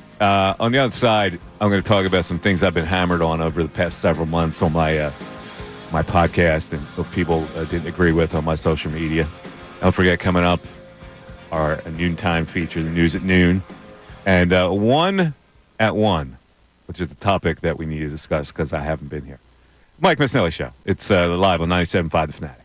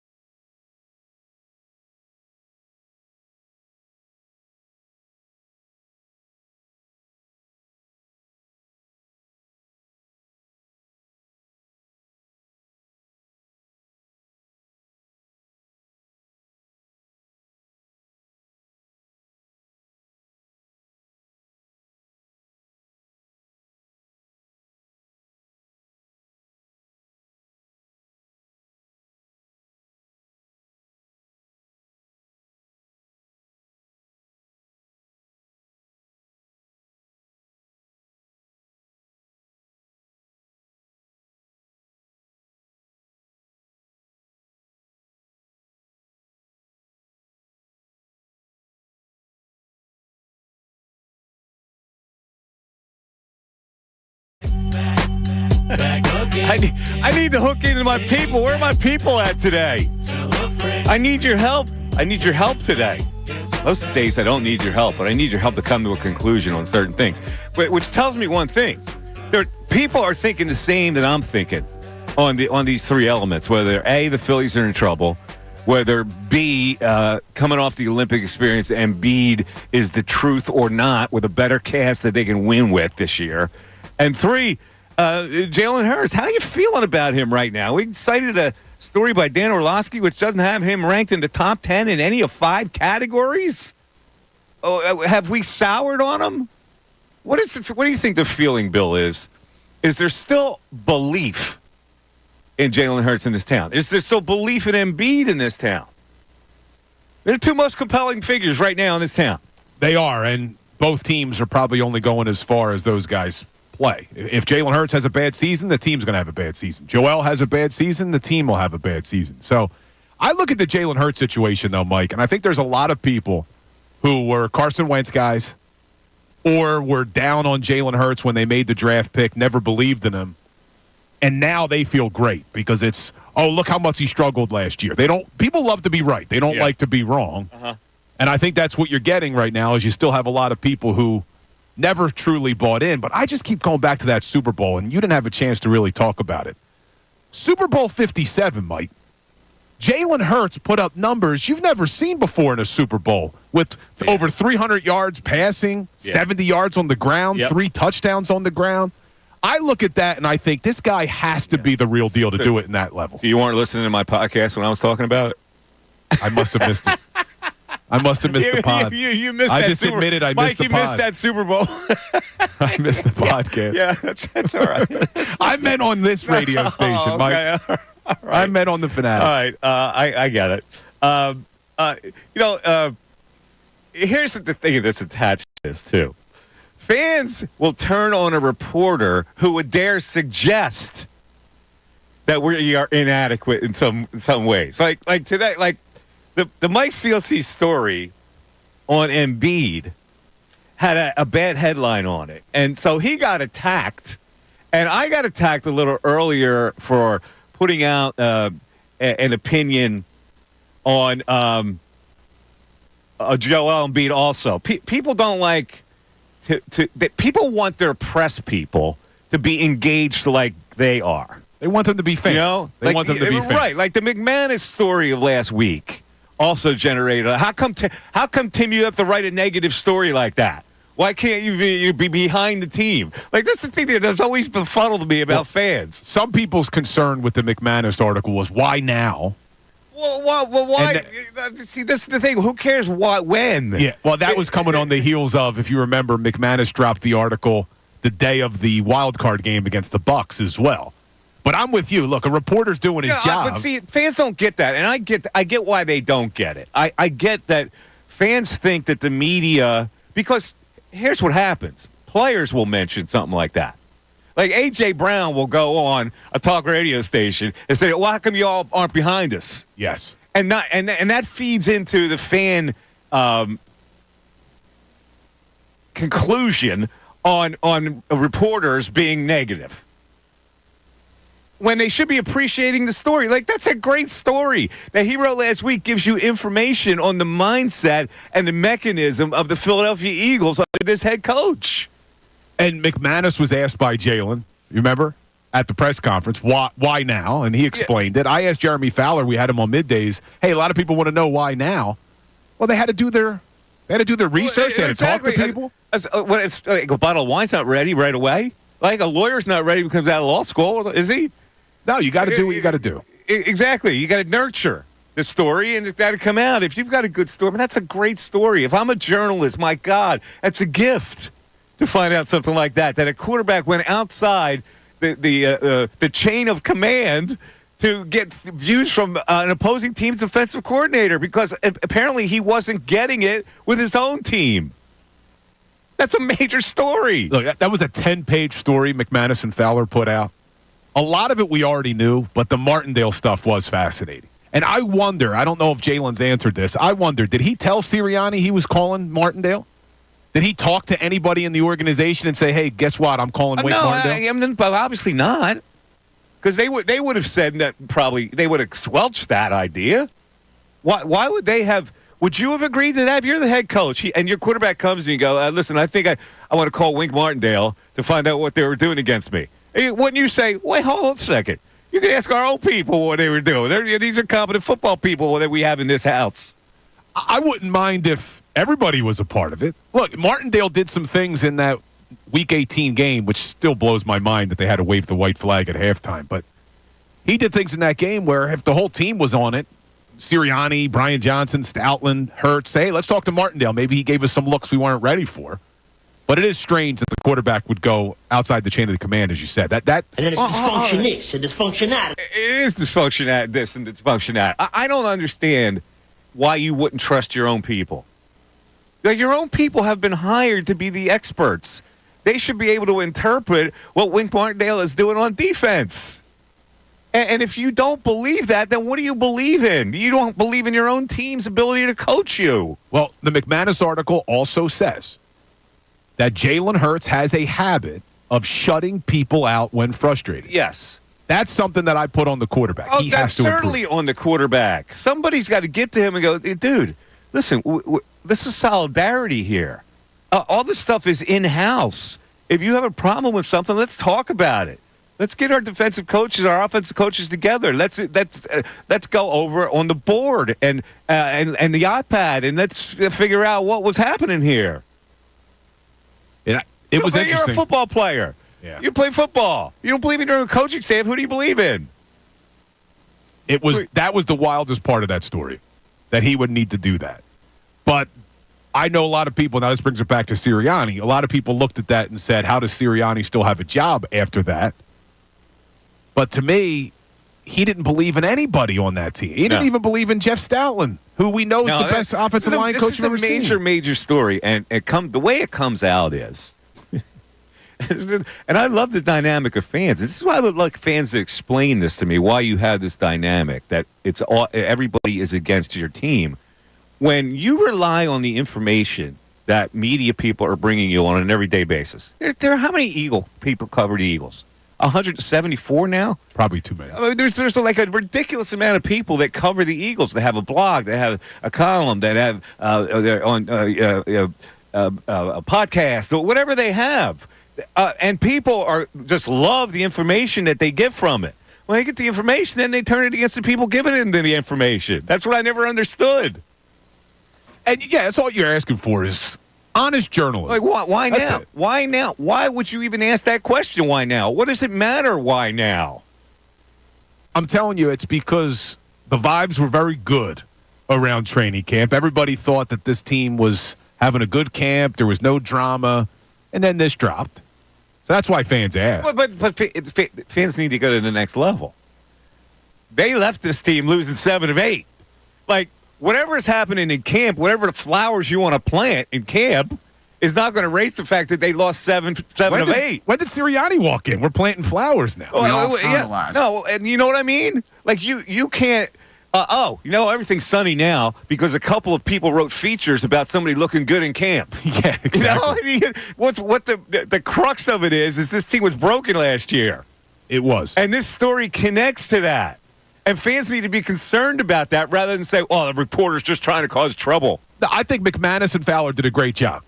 But trying to put myself in the shoes of fans, they were ready to turn the page, man. I mean, they lived through hell trying to relive what happened and how much did we talk about it. What went wrong? Okay, what went wrong? What went wrong? I think they were just over. All right, and I get it. And Howie also had contributed to that, where he came in and got some new personnel, addressed some needs that they definitely had. So everybody was feeling good about that. But I still don't know that you can just go to the next gear and say, well, why now would they write that story to denigrate our team? You can't. You can't just throw it away, because if there's a tornado in a town, you can't just write the story about rebuilding the houses. You got to write about what happened to the houses the first time that led to you needing to rebuild them. Exactly. Like, why now is because everything that exists right now is from what happened before. The structure in place right now is everything that went wrong last year. And so let me take it to now the story that Sealski wrote that people are getting on him about, right? He's poisoning the Sixers well. He's poisoning the Embiid well. Well, what we knew is that he couldn't get out of the second round again. And what we knew is that he was injured again. And so he had a couple of moments in the Olympics. Should that erase that? Just like a couple of flowers in training camp should erase the 7 of 8 from last year with the Eagles. That's all my point is. I think as fans, we need to pay attention to the trouble spots. Because if we don't pay attention and we ignore it and we blame writers for bringing us the information, we're not putting any pressure on the organizations to fix stuff. But, Mike, it was Jalen Hurts' birthday when he dropped the story. Mike, come on. See, that's exactly what I'm talking about. You got to try and be the You did this on my birthday? Yeah, he did it on his birthday. Mm-hmm. Does Jalen even celebrate his birthdays? I don't think he probably does. He's not. No, he's busy filling his cup. Yeah. For knowledge. He fills his cup of knowledge. Being a coffee bean. What was that whole cup? analogy? Remember he said, I'm a coffee bean? I forget what. Try and be the coffee bean. Yeah, there it is. There it is. Trying to be a coffee bean. Listen, I like the kid. I like the kid, but he's a weirdo. Well, Nick Saban helped create him. That's the funny thing that makes me chuckle. What is that cup? What kind of cup is it, you think? Is it Wawa cup? Dunkin' Donuts cup? What do you think the cup was? Who's he sponsored by? What company? Either Gatorade, a Powerade. There's a ceramic cup with a design on it. He's an Air Jordan guy. He's an Air Jordan guy. I think he's probably a paper cup guy. He's a paper cup guy? Like one of the cone cups, too. Like the most basic practice cup you could get. But let me ask you, Jalen, so we see that side of him. Do you think he's like that at home, too? Yeah. See, I said that. I said I thought he was, too. I think he's just one of those guys that is a stoic guy. He was taught that way. And that's the way he's ever going to be, and he's not going to. I'm okay with having a robot as my quarterback. I really am. I have to have a quarterback who shows a lot of personality. If you're like that and you're serious like that, I don't really care. But it is kind of strange. Well, it also worked with Sirianni's personality in the Super Bowl season. Everybody kind of liked that the quarterback was this stoic guy and Sirianni was fiery. But when you're losing. Nobody likes when this coach is fired. No, liked when he was stoked when they were 10-1. It's like this stoic leadership's keeping them calm during these tough games. Listen, man, he's Chase Utley, basically. Jalen Hurts is Chase Utley, if you want to make a comparison. Yeah, and who's the Jimmy Rollins, though? It shouldn't have to be the head coach. You need another buddy. You need another body on that team. They got enough personnel on that team that can balance out what he isn't. But Chase was like that. I tell this Chase story. So I when he first arrived on the scene as a baseball player, I loved him. I loved him. I thought that he was the best hitter I've ever seen in a Philly uniform. Just the way his approach was, where he had the relaxed bat and then he had a quick stroke through the ball. I just loved everything about him. But I noticed this very strangeness about him. So in watching him play baseball, I was watching TV one night, and he had a base hit where he broke his bat. He hit it off the handle, and he floated it into right center field for a single. So he's on first base, and I'm watching TV, and he's grimacing. He's like, a face of disappointment. So I go, I know what that is about. He's such a perfectionist that he missed that pitch on the barrel. That he's disappointed in himself that he wasn't quick enough to get the barrel on that ball instead of the handle.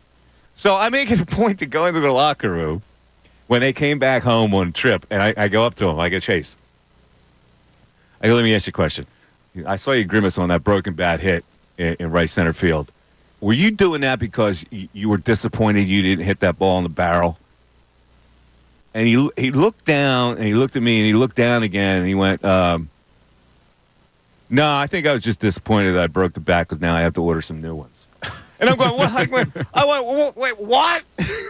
Like, what kind of an answer is that? And I go, he's just one of those kind of cats. Yeah. He was, the only time he ever really showed personality was the World Effing Champions, right? I mean, that was the only time. Which was inappropriate. Very inappropriate. At the time. And I got singed for that, saying it was inappropriate. People came at me and drove. See, this is theme that how people come at me, things I've been hammered on. That's probably the number one thing that I've ever been hammered on in this business. Was that? Making a statement that, come on, man, You really have to. I mean, there are kids there. It's inappropriate. Now people do it like it's, they're changing. Kelsey dropped a few F-bombs. Yeah, he did. And now it's become fashionable. Okay, it's not offensive. But that was the first time I had really heard something in a public forum. And it kind of set me off a little bit. I was a kid at home watching. And so what did you think when he dropped that? Now cursed every day of my life since. He ruined it. No, I mean, I thought of it. My parents Do you think it's going to because everybody thought that was so cool that he did that. And like, so I got labeled, well, yeah, this is the old man, get off my lawn. I go, no, it wasn't. It's like that's an inappropriate time to put that out. Now, I know he probably had a few pops, but, I don't know. What I didn't like about it was planned. Everybody behind him knew he was going to do it. Like with Kelsey, even though he's dropping a ton of F-bombs in the Super Bowl speech, I feel like that's just the emotional way he talks. Really? Chase Utley planned people knew that the players knew he was going to do it was like planned? You see behind them, they all knew. I don't think they thought it was planned. No, I think they just had a reaction that's just Chase. Watch it again. All of the players behind Chase Utley knew he was going to do it. They were waiting for it. They knew it was going to happen. Really? It wasn't. That's what bothered me more than anything. It was a planned F-bomb. The thing that bothered me was when Cole promised us to go back down that Broad Street parade again and again, and it didn't happen again and again. Well, that's the long view of it. All right, let's go to T-Love on a cell. What's up, T-Love? He's back again. What's up? Hey, Mikey, what's happening? T-Love, what's happening? Listen, I don't pretend to know Jalen. You know what I'm saying? Only thing I know about him is that he's the football quarterback of the team that I love. You know what I'm saying? Yeah. So I'm not going to try to judge his character like some people at the station have done. How the hell have they judged his character? Well, listen, I'm just telling you, the reference has been made. I'm new to this, so what kind of reference are we talking about? Well, his character has been in question because of the fact that he didn't answer questions about his quarterback. About his coach. And, I don't want to dwell on that because, I don't think it's his character, T-Love. I just think that people look at him as like a stoic type of guy. Yeah, I know, but you're missing the point that I'm talking about. I'm not talking about. I don't know the guy, so I'm not judging his character at all. He's my quarterback, and I want him to be successful. And now what he did was kind of off-brand. You don't break the chain of command, but there's got to be something going on. And you made the mention of it that there's a disconnect.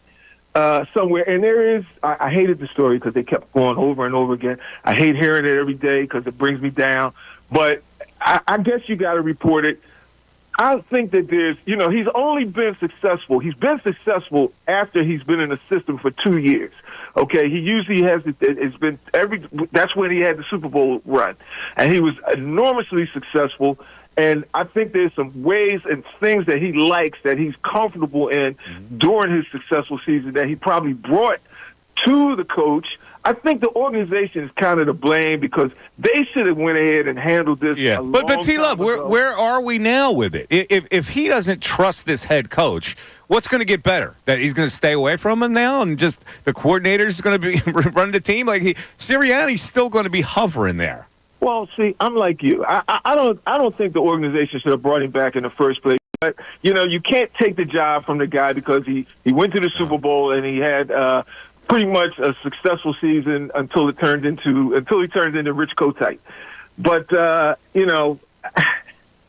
don't know, man. The organization should have stepped in. I think they should have stepped in and said, "Look, fellas, let's try to figure out what's going on, what's going wrong. This is how he should have stepped in, and let's clean this up before it gets out." I don't know how you can clean it up when you feel a certain way about somebody, and you're asked about it. You're obviously your real feelings are going to show, and like that early quote from Jalen on Sirianni told a tale, and then this story added another layer to it. Now, I'm not saying they can't coexist this year. I mean, things have changed.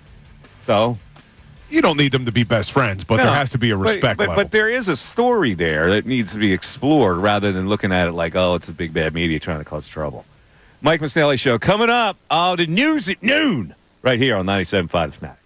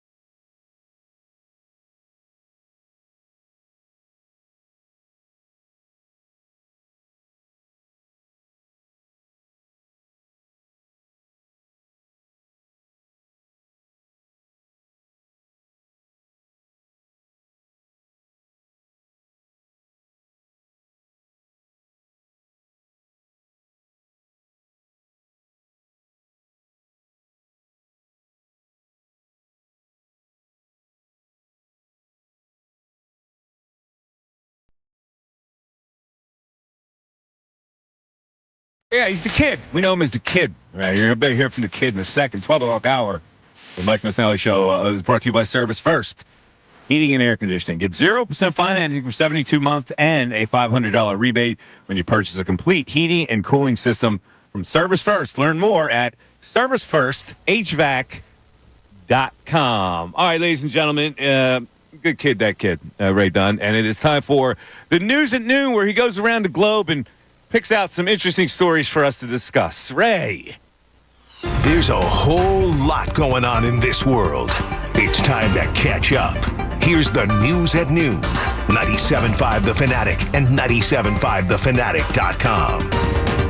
All right, couple of good stories today. I want to start with something that was covered today. I got to give my props to Headlines with Connor Thomas at 8 o'clock. He did bring this up, and he said this was something Andrew was very excited about. I don't know if you guys saw Mookie Betts.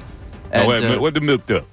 He is once again staying in an Airbnb away from the team hotel in Milwaukee because the hotel they stay in there, the Pfister Hotel in Milwaukee, is allegedly haunted. It is marketed as a haunted hotel. The team stays there. Mookie Betts is afraid of ghosts.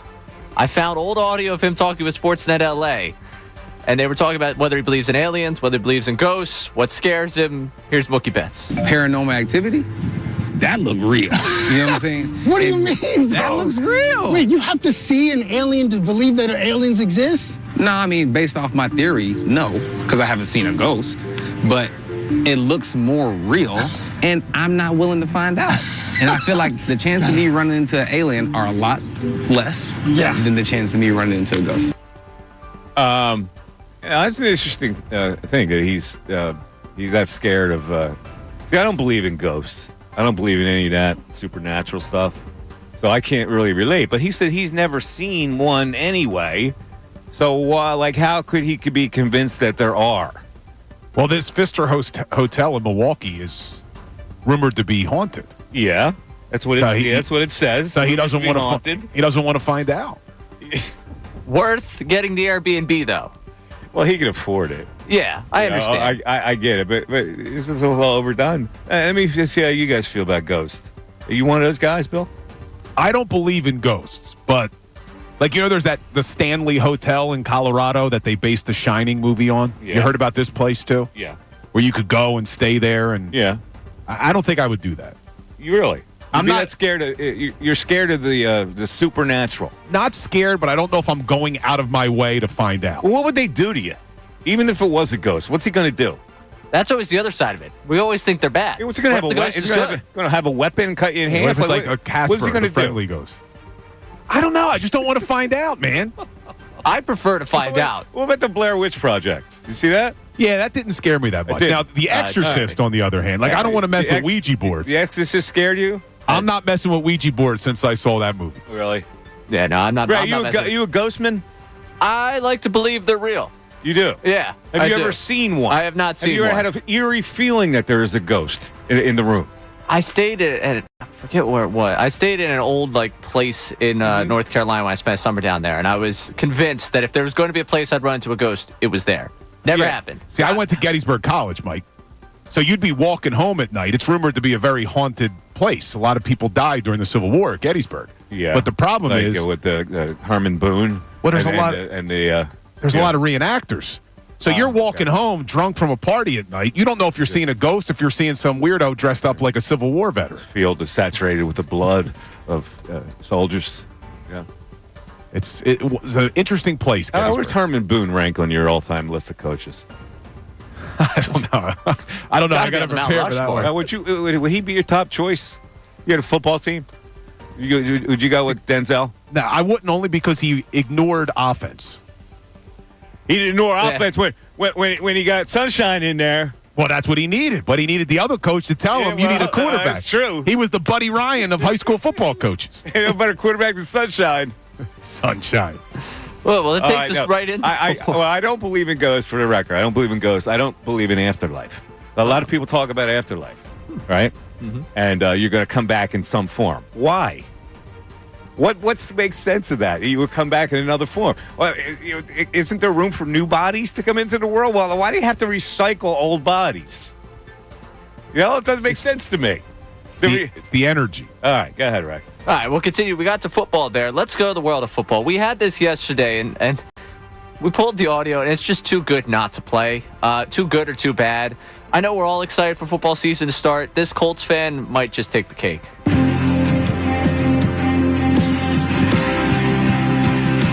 This is our Colts. This is our team. We bleed blue. This is our Colts. Whether win or lose, we love them. For the shoe, beat the Broncos. Let's show them who the real horse is. This is our team. Go Colts! I actually didn't think that was that bad. It's the nay at the end. He could do it at the nay, but I didn't think it was that bad. A little better singing voice may have pulled that off. For a preseason game, win or lose, we love you. Just like we are in Philly, Mike. Yeah, we're not the win or lose type. We love you here. Win or lose, we love you. That does not work. All right, listen, I give the guys an A for effort. You guys seem to think it was ridiculous. What's worse, Mike, that or the yellow and brown? That's what's in. Remember the San Diego one? Yeah. That one was more cringe. That was more horrendous and nerdy. Yeah. But this kid, I think, is trying a little bit. All right. Yeah, sure. I don't know. I couldn't tell if he was being both down on serious. that. Just play a couple early notes of that, because I think he's got a good chord progression.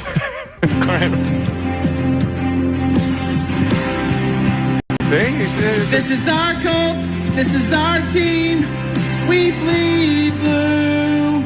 This is our Colts. Whether win or lose, we love them. It's got a Creed background to it, doesn't it? That's the best. It's like Creed in the background. We love them. I think that's where he lost me. I think that's honestly where I might have tuned out the rest of it. I was all right. All right. We get it. You love them. All right.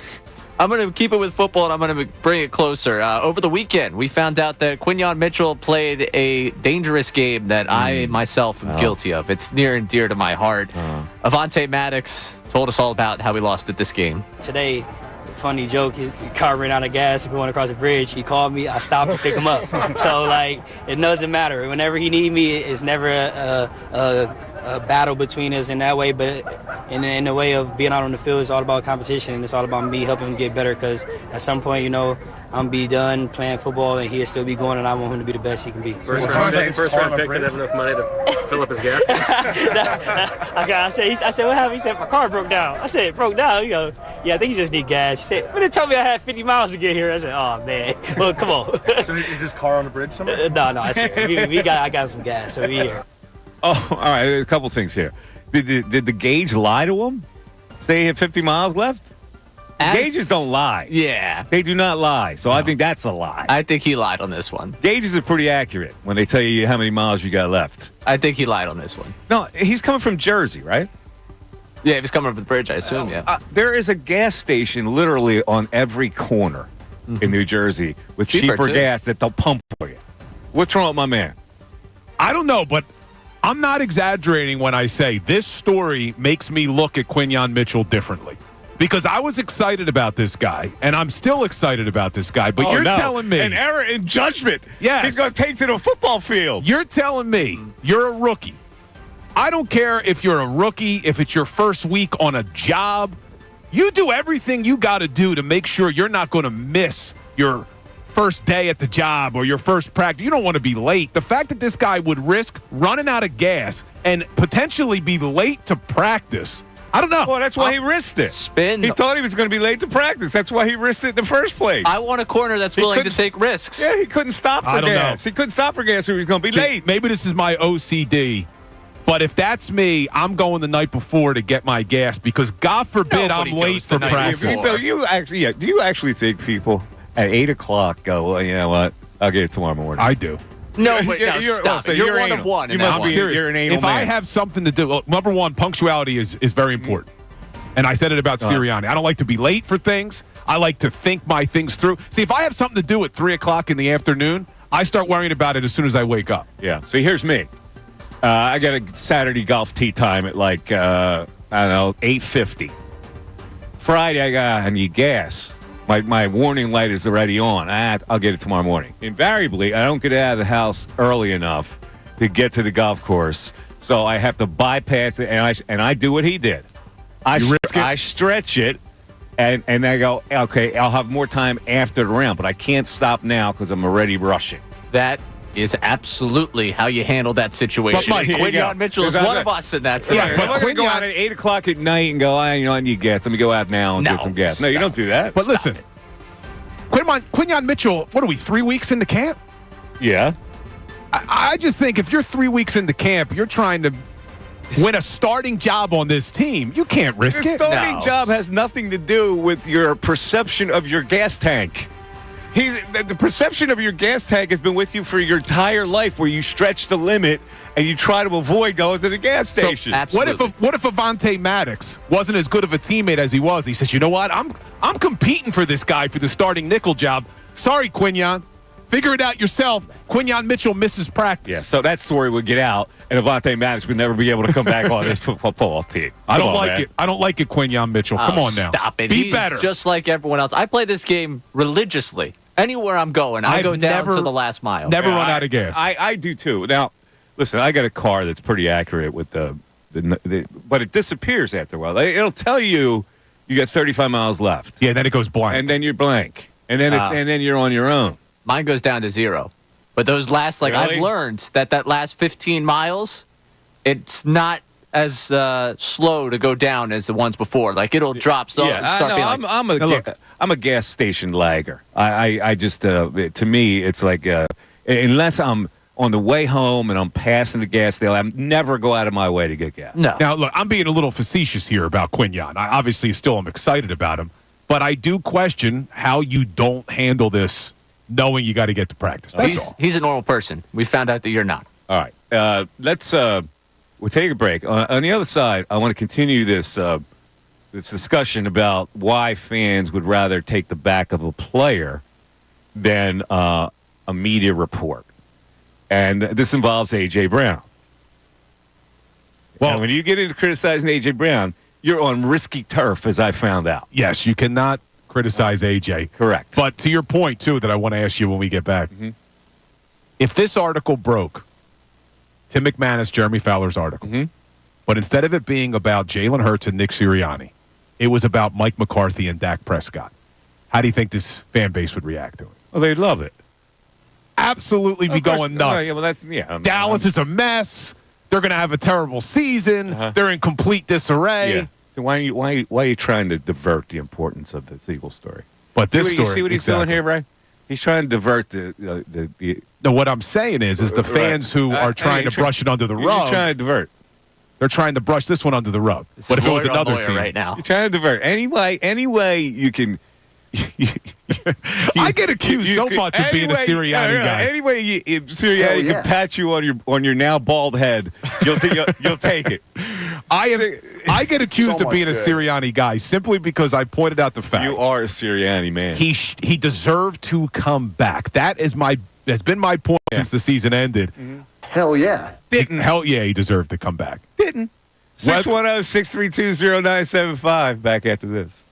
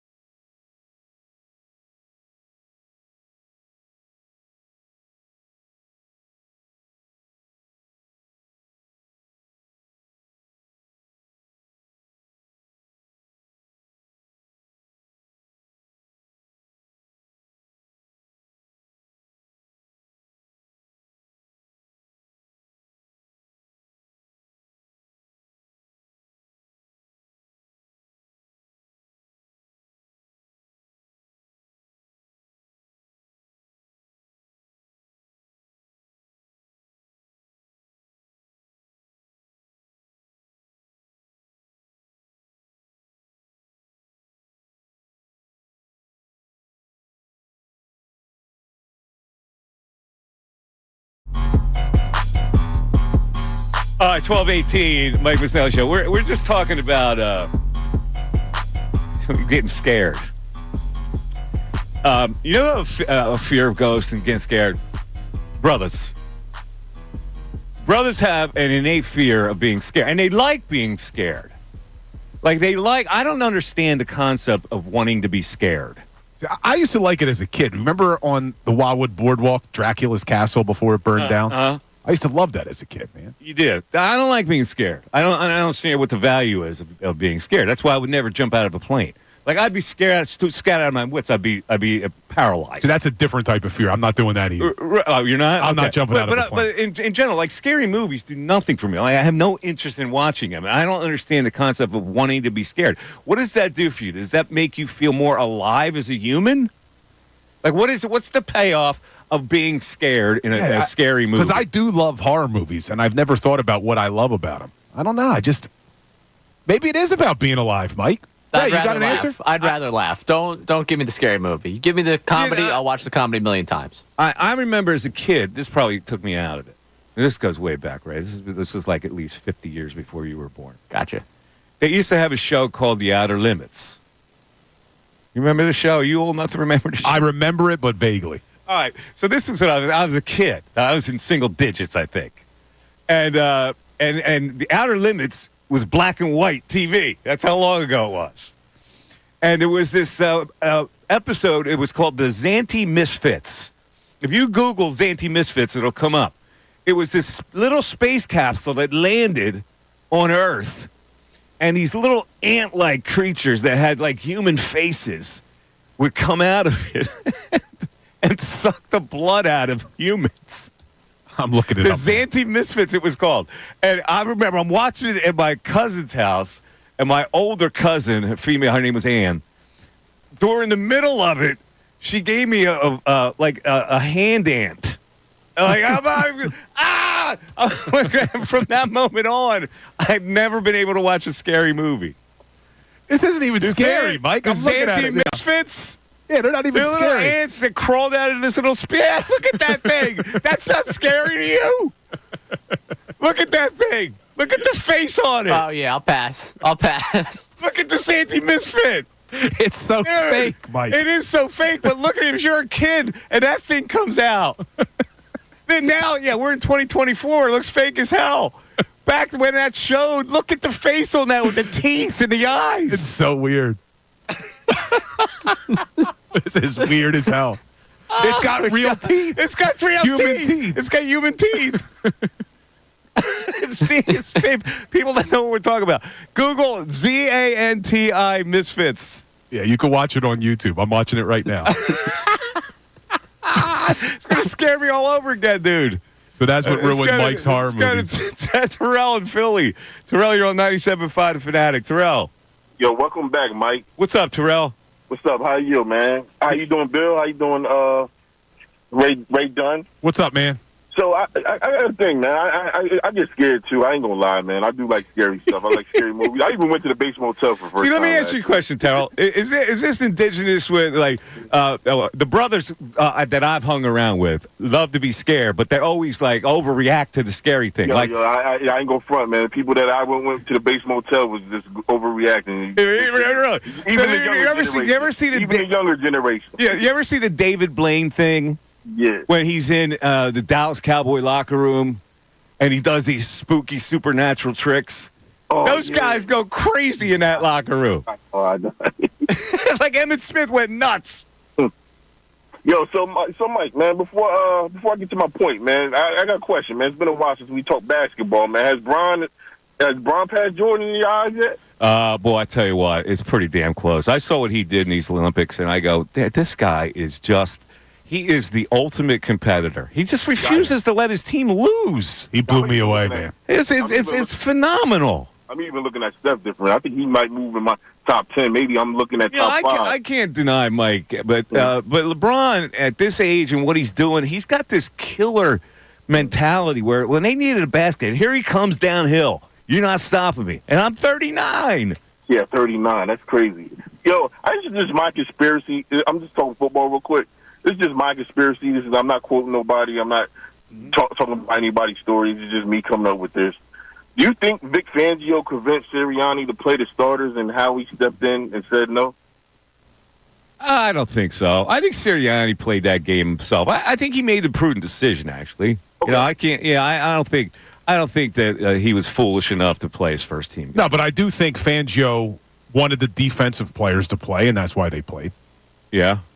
I don't think Sirianni and Moore needed to see the offense, but I think Fangio said, I want to see my defensive guys. I guess as a new guy, you see it. You want to see it. And Fangio seems like he's a no-nonsense type of guy. What he wants, he probably is. gets. I mean, he's got veteran clout. 30 years will do that it's for like, you. who's going to question? That's why I don't question you, Mike. He plays Mike. that out. He knows he's at the end of a career, just like me. Yeah, who's had a longer career? He's fearless. Vic Fangio or you? Who's been around longer? It feels like I've been around forever, man. What happened? I don't last. Time flies, man. Let's go to Tony in West Philly. Tony, you're on 97.5 The Fanatic. What's up, Tone? Mikey Miss, good morning. What's going on, Tone? How you doing? Hey, I got an opinion about why we take players over the media, but just allow me a few seconds to give you your flowers. Mike, I've been listening to you since 1998, and you, Cuz, Devon, and Howie's on my Mount Rushmore, and when so it touched me when I couldn't hear you on the radio because you're like a goat of like Philly talk show radio. Like so, I miss you and I'm glad you're back. Thank you, Tony. I appreciate that. Who'd you put on that Mount Rushmore? I got you. I got the Cuz, Anthony Gargano. I got Howie. I got Howie on there, and Devon Givens. Yeah, I like Howie. You put I Want to Kiss on there? All right. It's okay. I know the history. I know. It's all right. Make my point. I think you've been around long enough, like me, Mike, that we understand that we watch the cultural shift where I think it's a cultural thing with back in your day when we came up, a lot of people criticize AI. And I think that in this city, there's a culture shift with the hip hop generation, players like AJ Brown, AI, T.O., and then you have players that are beloved like Kelsey, B-Dog. I just think that some players that come through Philadelphia aren't this city's technically type of T, like C.J. Garner-Johnson. And I think that they get more scrutiny if their name is in the media other than the beloved factors, beloved players that, got that beloved. So why do you think they get more scrutiny? Because they're brash? No, hip-hop culture. I just think that society at large, and don't get me wrong, most hip-hop culture athletes come from poor backgrounds, and they don't understand the politics of how to play the game. It takes them a while to grow into the maturity of being an athlete and having money. So I think when you get young athletes that do these crazy things, I think fans be like immediately like, what the hell are they doing? They worth millions of dollars, but they don't understand. It takes a while or some type of mentorship or an experience to grow into that role where where these players understand. All right. I mean, I don't know. What did C.J. Garner-Johnson do? That was what did he do? I think it's so the caller was talking about it being the hip hop culture. I think what this city likes is just being loud and aggressive in the way you talk. It's the same reason why they love Buddy Ryan still to this day. Where Jonathan Gannon has top 2 defense and it's you got to blitz more like Buddy Ryan used to do. It's the same type of deal. All right. But Chauncey just talks a lot of trash. Yeah, and I don't think did that rub people wrong? I think he's saying that's why people love him. That's why people love him. That's what I thought the caller was getting at. I didn't really understand what he was getting at. I think he was saying the reason that they loved AI and they don't like Joel as much is because of the hip-hop culture, and then he brought in Chauncey Gardner. But I think it's more about the way they carry themselves. Chauncey Gardner-Johnson has that chip on his shoulder. I think AI kind of solved that whole thing. He made it acceptable. We've seen it before, so we don't react to it. All right, back after this, and 2 open lines at 610-632-0975.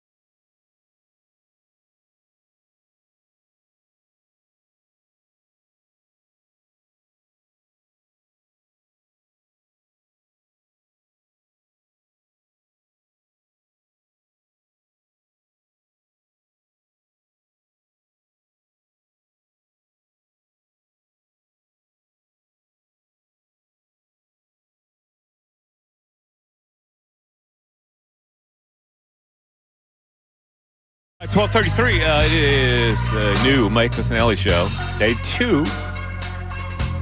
610-622-0975 is how you get in. We don't have one substantive topic today, but we're floating all over the place. And now I got the bug in my mind about this player versus media type of thing. And here's a classic example. Like yesterday, I started a little chapter with Ray on things that I've been hammered on over the last several months on social media. Right. Doing my podcast, Bet Rivers, and I had some opinions on that podcast, and I tweet a lot. My Twitter is MikeMess25, and that is in honor of Ben Simmons. Oh, is that where the 25 comes from? No, there's a bigger story to it, but it involves this company. So I that's what I say. I went to Mike Miss 25 because of Ben Simmons. Wait, were you a Simmons guy? It is what it is. At first, yeah. Yeah. At first, I was. When did you realize that he wasn't the guy? When it was after the Atlanta series, I was done. When he wouldn't, the Atlanta series where he allowed. It wasn't as much as he passed up the layup. It was like his reaction to what Doc Rivers said. Now, Doc probably shouldn't have said it. When he was asked the question, can he be a point guard for a championship team? And Doc said, I don't know. That would offend me too. But to go into a baby mode over it and completely quit, I was done with him. Whether you like it or not. Yeah, that was probably the final straw for me too. Yeah. So, but the A.J. Brown thing was really interesting because remember at the end of last year when the Eagles went into that collapse, he had made it a point not to talk to the media after one of those losses, right? You remember that? And he stormed out. Yeah, I didn't like it. And so people naturally would like to stick up for their player because they like A.J. Brown. Well, in my view, when your team is struggling, any little thing sends a bad message to your team. Oh, my man, it looks like A.J.'s bailed out too. And I looked at that as what other players in the locker room were thinking about A.J. Brown doing that. Well, as it turned out, talk radio fueled that fire, and to the point where they said they're going to trade A.J. Brown. They had these fictional trades and the whole bit, and he got upset about that, and he called into the station, right? And one of the things he said was, "You all media should be behind us more." And as an old media guy, that's the kind of thing that rankles me. But it doesn't rankle. See, fans look at that and go, "Yeah, he's right." And I look at it like, what are we talking about here? Yeah, we're here to be objective, not to be fanboys. You got to look at everything objectively. Now, I agree with fans to a certain extent when you get the over-the-top negativity, hot takes just to get clicks. But if you're being objective about something, I'm right there with you. When A.J. Brown stopped talking to the media, I was not happy about it because I said, if you are a captain, this is when you need to speak the most. That's exactly right. And if you're a captain and you're going to bail out, the rest of the players who are not captains look at him and go, oh, man, it looks like he's bailed out. Things must really be bad here. And more than that's the message it sends. And more than that, Mike, who had to answer all the questions then? All the non-captains were being asked, what's going on with AJ? Exactly. What's going on with AJ? Exactly. So I thought that was an honest take. That, yeah, he should have been criticized for that. And people come up with fictional trades all the time. Who cares? But to actually call in and say, you all media should be behind us, I go, that's the kind of thing that disturbs me. But I know the other side of it. Fans don't want their players bothered like that. Fans look at it differently. Fans have an investment in the team, an emotional investment. Media doesn't. Media doesn't have that same emotional investment in the team. I'm with you, but that was a lazy topic. It was. Should they trade A.J. Brown? Whatever it was. Come on. It's a sports radio dumb topic that you're trying to take up time with. Yeah, it was lazy. Should you trade it? So what? How does a player get upset at something like that? To the point where you're going to call in and chastise the media for not being behind you. A, they're not supposed to be behind you. B, it's a minuscule thing. It's a sports radio topic that people talk about in bars all the time. Who cares? You're a mature $1 million athlete. Why would you get bugged if some idiot on the radio wants to put a fictional trade out there? Nah, I'm with you on that. And I expect more from my captain. We don't need you to talk when your team's winning. We need you when things are going bad. Well, anyway, I got totally hammered by that. And that's why I understand that fans don't like that. Fans don't like when you you try to go at one of their players. They're invested in that player, and that's the difference between fans and media. And it's like I've been trying to bridge a gap with fans and media for a lot of years. Like I'm trying to tell fans what the responsibility of the media is. It is not really to wave a pom-pom. It is to just give you a story and give you information so you can be more informed about your team. Now, does it get out of hand sometimes? I guess. I'm with you. It's just the over-the-top negativity, hot take culture. Give me an example of that. What is the overly negative hot take culture that would bring a player down? Well, we can go back to the biggest example. Okay, go ahead. One of your former buddies putting 30 people on a bus to go boo a draft pick. I mean, come on. Well, how long ago was that? Come on, crying out loud. I'm saying that's one of the worst examples. But they didn't boo the draft. See, this is the thing that people don't understand. They weren't booing the draft pick. I was asking. They weren't booing McNabb. They were booing the fact they didn't get Ricky Williams. I know, but in turn, you're booing McNabb. But number 5 will always love you. Works that angle, and you're buying into that? No, McNabb I'm giving you the worst example. For 15 freaking years. I'm giving you the worst example. But when I talk about the over-the-top negativity, it's the creating the trade scenarios. It's creating content that doesn't exist. If you're going to be objective and you're going to call it like it is, I'm okay with it. And I'm not saying McManus's article is a great article. That was one that should have been published. But here's the thing that people, when A.J. Brown does something like that, it only makes the media's job harder. Because now he's got everybody, yeah, you're right. These media are picking on you. They should be behind us more. There was, in AJ's defense, and I think he should have spoke. I did not like that he didn't speak. There was this weird movement this summer, because I remember being on the air. It was probably more in the spring. There was this weird movement about how they should trade A.J. Brown, which I thought was just ridiculous. And it wasn't just the lazy poll that got put up across the street. Yeah. There was a contingent of fans who wanted to see them trade A.J. Brown, which made zero sense. Economically, it made no sense. It made no sense on the counter argument is that that's stupid. Yeah, it was. Right? It was just stupid. That's all the answer to it is.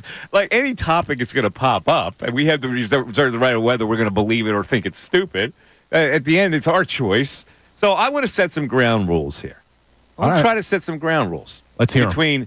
I don't know them. I want the I thought you had a list of rules. No, this is a fan topic. The fan has to tell me what the ground rules are. The fan is the one that's deciding whether how the media should act. So if a fan calls and says the media's responsibility is not to interfere with the progress of our beloved team because it's going to bring it down, and we don't want to see that. If that's one of the ground rules they want to set, I'll write it down. I won't necessarily have to believe it, but this is a fan topic. This is what a fan has to tell you what the ground rules should be. They want the media to be like the Colts fan that we just heard sing the song. Yeah, okay. Well, maybe they do. Maybe they don't. I don't know. This is why I'm putting it out there. I'm not singing any songs. Marcus in Wayne. Marcus, you're on 97.5 The Fanatic. Marcus. Yo, Mike, speaking of interfering with progress, man, how's it going, dude? Good, man. How you doing? Good, brother. Say, I just want to welcome you back, and over the last couple days here, I've been realizing you are like a good ex-girlfriend. And can I explain real quick? Sure. It's like an oxymoron. Well, I'm back with my ex, if you will. So let me. All right.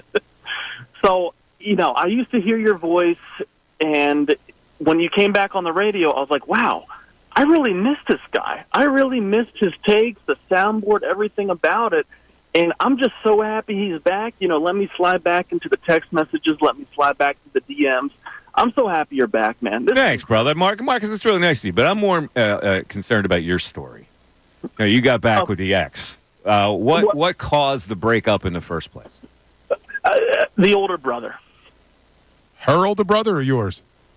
My older brother. That was not her. All right, hold on. So your older brother made a value judgment that maybe she wasn't good enough for you?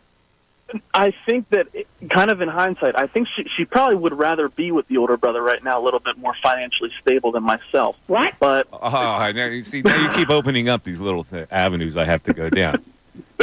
Did the older brother have a crush on her? So I had the crush first.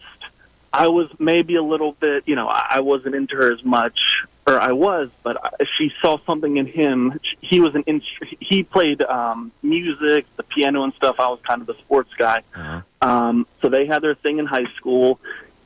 it fanned out, and then she came back, and now, we're married. We got the one kid and everything. But I'm glad it ended a happy ending. But did he go out with her at one point? Yeah, they went to prom together. They went to prom together. Yeah, this was back. Hey, Mike. Our YouTube chat is very concerned right now, Mike. Really? Yes. So, do you get along with the older brother now, Marcus, or was that a rift? Oh, no. Oh, my gosh, I love him more. Oh, okay. All right. I'm glad that all things are well. And this is Radnor High School, by the way, Mike. Okay. All right. I know where that is. Yes, sir. But anyway. A couple of rich preppy kids courting the same woman. I get it.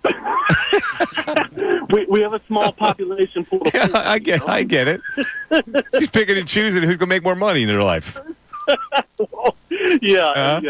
like I said. That's kind of for her sake. I wish that she would have taken him, but we're doing all right. We're getting a lot of WTF on Marcus, the YouTube chat. You seem to have a confidence problem, my man. So let's sort that out there. So high school, all right. He dates her. You date her first. He dates her. You wind up marrying her. I don't know. What is that? Does that work? I'm an only child, Mike, so I don't know. Right? Does that work? Right. In general, how do you feel about that? I'm so glad you're happy. You are the exception to the rule on this one, my man. No way. No? Nope, not operate under those circumstances. Tainted? Is that what you're saying? There's a taint there? It's just, it would be weird. She sat down to the table with your family for the first time with the brother. It all depends on how many years have gone by, I think. We didn't get the full story on that. And if it was high school. It was high school. Kids. I don't know how young Marcus is. Maybe he is still in his mid-20s and he married her quickly. But I would think that you're right. There would have to be a gap of years that is in there. But isn't there's enough women out there. I don't know. If I had a brother, I'm not sure.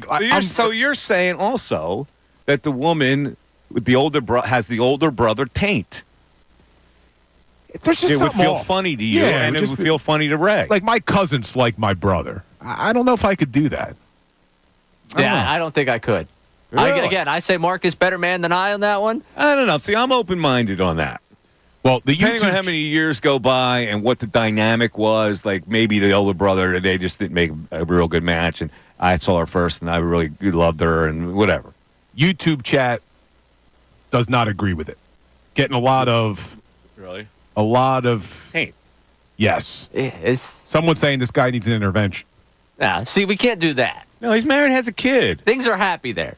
We're setting the standard for everyone else. That ends well. Flyers in 7 says Radnor, Laguna Beach.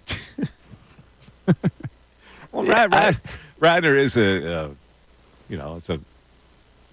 I'm just saying, very highly rated, respectable, rich high school.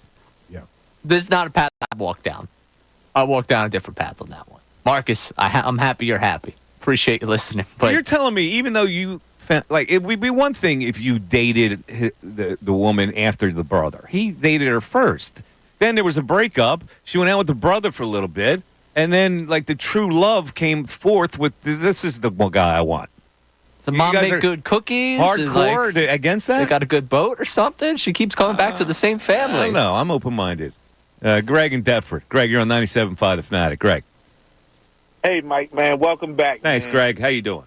I'm good. First of all, you can't take the girl back after your brother soiled her. You just Man. That's number you one. Use the word soiled. Yeah, there you go. That's number one. Number two, I just wanted to say, man, like some of the other callers did, man, like you don't realize how much you miss a routine. I work in Trenton, but I live in Deptford, and that hour and a half ride home in rush hour traffic that I no longer hear your voice is crazy because obviously that whole crew is different, right?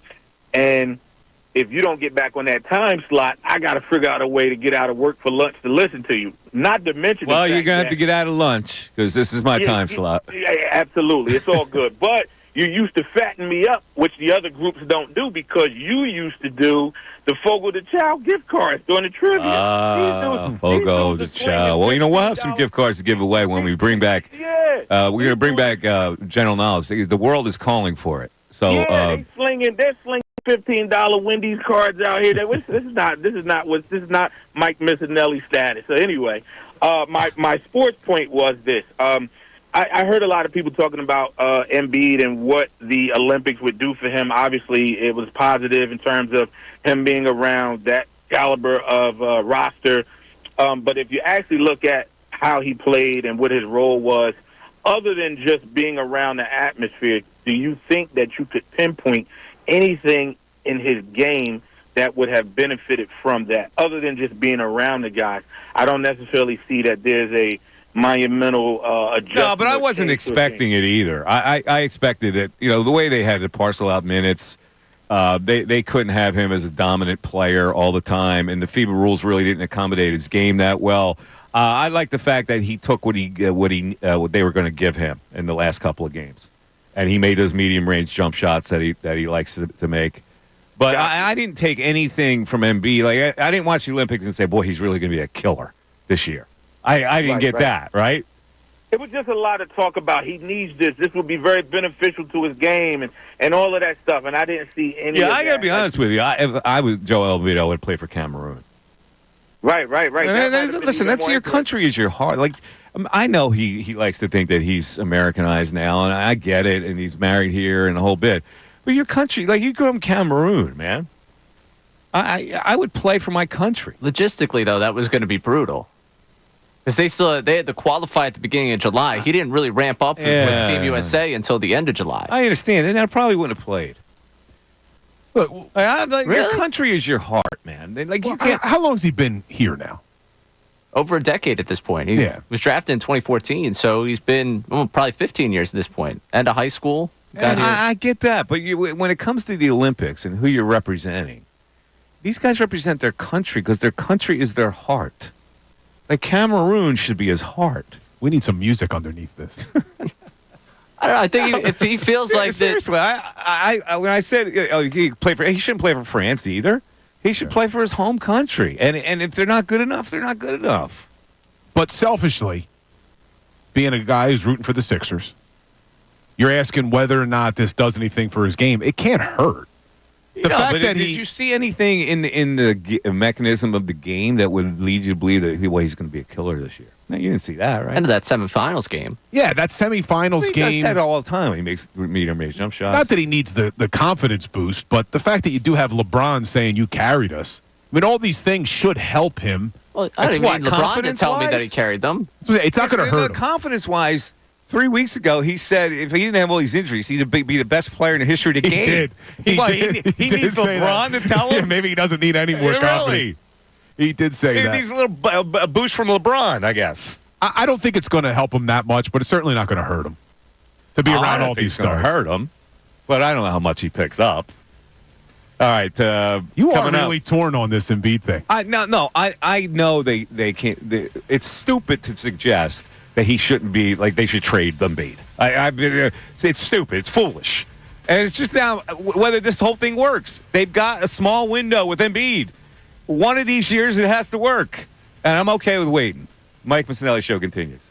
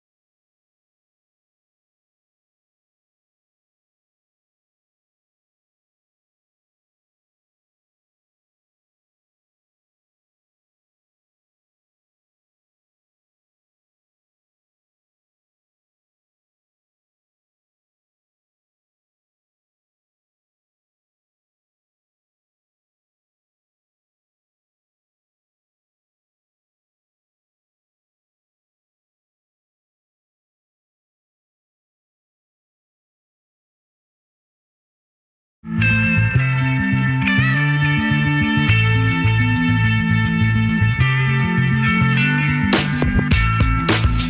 o'clock, the Mike Missanelli Show. 1 o'clock hour is brought to us by Ferguson HVAC. Lion Conklin. Attention HVAC contractors for equipment, parts, supplies for every heating and cooling job. Just visit one of Ferguson's counter locations. They're in Ben Salem, King of Prussia, Pennsauken, or Westchester. It is time for 1 at 1. Now, 1 at 1 is a concept that we came up with because I've missed so much time on the air. A lot of things have happened. And so Ray has gone back in Philly sports history to bring up some things that you may not have heard my opinion on. A whole lot has happened in 2 years. Mike's been watching, and he's got thoughts. Here's the one story at 1. 97.5 The Fanatic and 97.5thefanatic.com.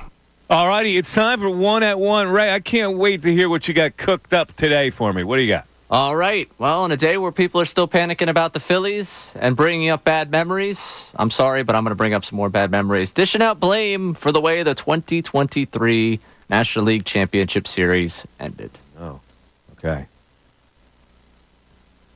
Wow. There's a lot to go around.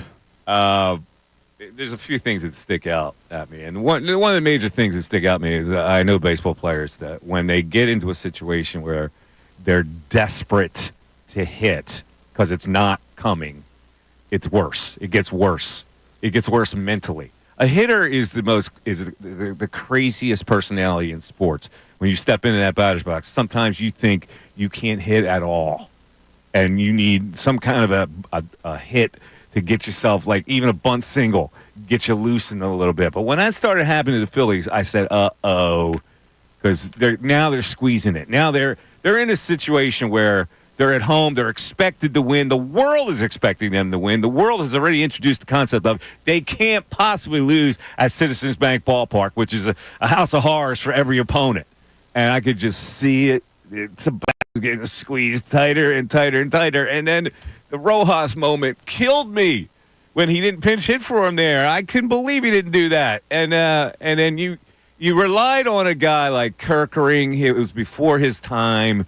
You know, like you were trying to get him through there, and it just didn't work out for him. And everything that could have gone wrong in those last two games went wrong. But I didn't like the fact that the backup catcher, who everybody apparently hates in this town, decided to go into the pool in Arizona.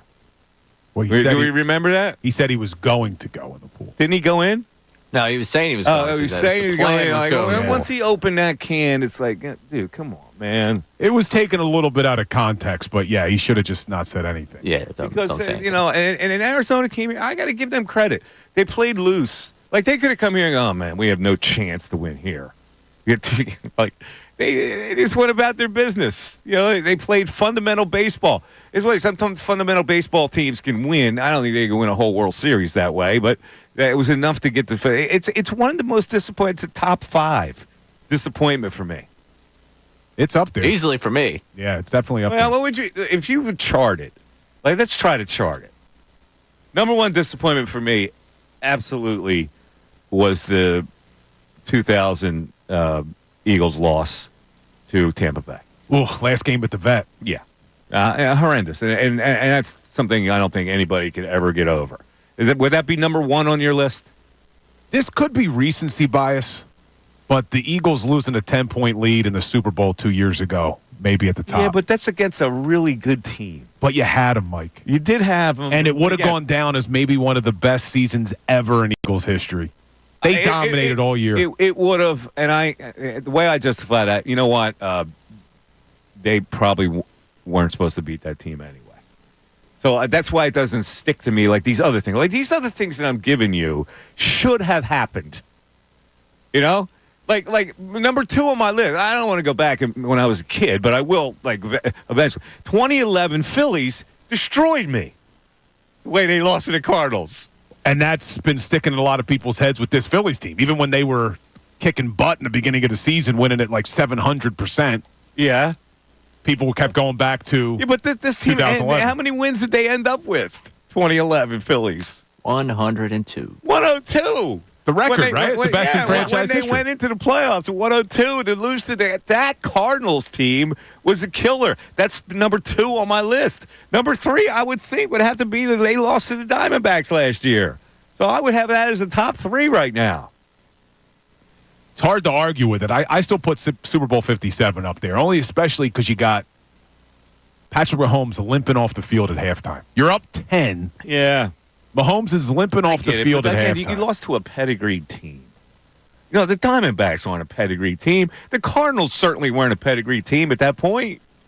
I've held that against the Cardinals since it happened. I've hated them. Really, but that's a top 3. Now, if I go back when I was a child, the 77 76ers. I wasn't alive yet. You weren't alive then. They lost before they win the first 2 games. They lose Bill Walton and the Portland Trailblazers in 4 straight. With a fight in there with Maurice Lucas and Darryl Dawkins. It was like surreal the way they lost that.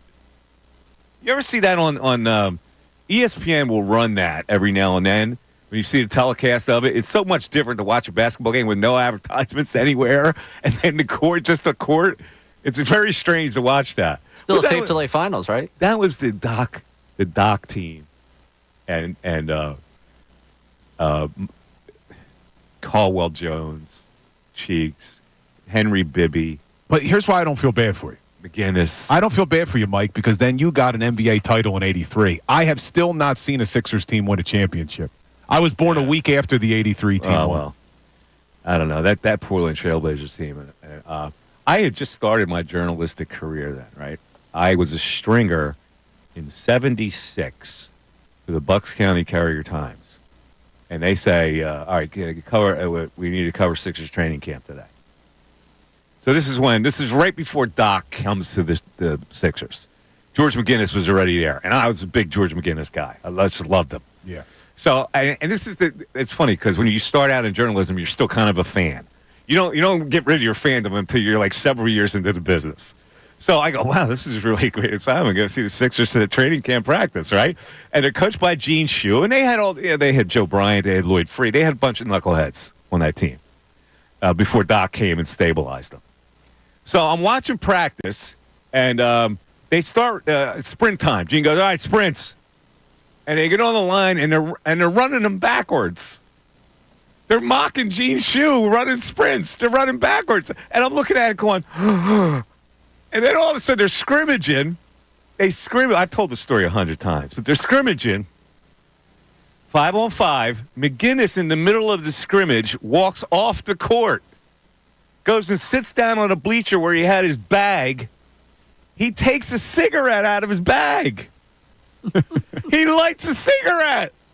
Different era. He lights a cigarette. He's smoking a butt on the bleachers, and they're playing 4-on-5. And Gene Shue's going, George, get back in. Come on, George, get back in. And McGinnis gets the cigarette hand and waves at him. It's like, oh my God, what am I covering now? I'm in a different era of my life. That team was pretty stacked, though. Oh, they were great. And then Doc comes to the team. They had talent on top of talent. See, for me, the biggest disappointment as a kid would have been 97 Flyers, man, when they got swept by the Red Wings. Yeah, that was disappointing. But they were. I don't think they were the favorite in that series. Were they a favorite in that series? They might have been a favorite. They were. That was the Terry Murray choking situation. Yeah, but I don't think people realized how good that Red Wings team was yet. That Red Wings team turned out to be pretty good. But that was it. That was the closest Eric Lindros ever got. Yeah, it was. Yeah, that you could put that. If you're a Flyer fan, you probably put that in there. That was a tough because one. The other losses they had were against really good teams, like losing to Edmonton when they were close to winning that. The Blackhawks, that one was tough, but with Patrick Kane's where game nobody knew it was in that. I was right there, but at the goal line. Were you? So you knew it was in? I was in the building, and I said, I think that's in, because Kane circled around, put his hands up. You know what threw insult to injury there, though, was the one year the Flyers are terrible. They don't win the lottery. They get the number 2 pick. They take JVR. The Blackhawks got Kane at 1, and then he beat you in Game 6. Yep. All right, let's go Nick in Jersey. Nick, you're on 97.7, 97.5 The Fanatic. Hey, what's up, Mike? What's up, man? Good to hear you, man. Good to have you back. Thanks, buddy. Mike, quick stab in the dark. I mean, going back 2 years, you used to have a voicemail line on the old show. Yes. Any chance you listened to those last day voicemails the day you left? No, I did not. Oh, then never mind. All right. So, why? Is there something there that you want to tell me about? I left you a nice message. I went my cousin Vinny on you. I had a whole scene acted out for you. I was hoping. I'm sorry, I missed that. I did get a lot of emails. I got like 300 emails from nice people. It's all good, bud. So I wanted to talk Phillies, but now everybody's talking Sixers. I just kind of wanted to go back and maybe touch on that for a second. Like, look, I got really mixed feelings about Joel Embiid. I've never questioned. I mean, you can't question the guy's talent, his ability, but like, I just don't see. Like, I'm having a real hard time buying into this season again. Like, even with Paul George, even with Maxey, like. We got a guy that sometimes his fault, sometimes not, but he can't get through the season. And when it counts most, he's nowhere to be found.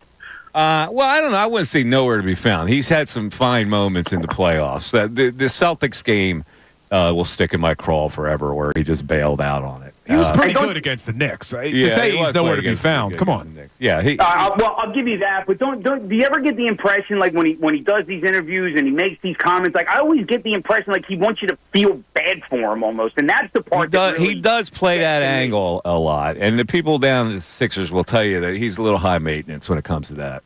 Yeah, and that's the part that I don't know. I'm having trouble. I'll probably get sucked in again at some point. Well, of course you're going to get sucked in. I mean, they're going to be good.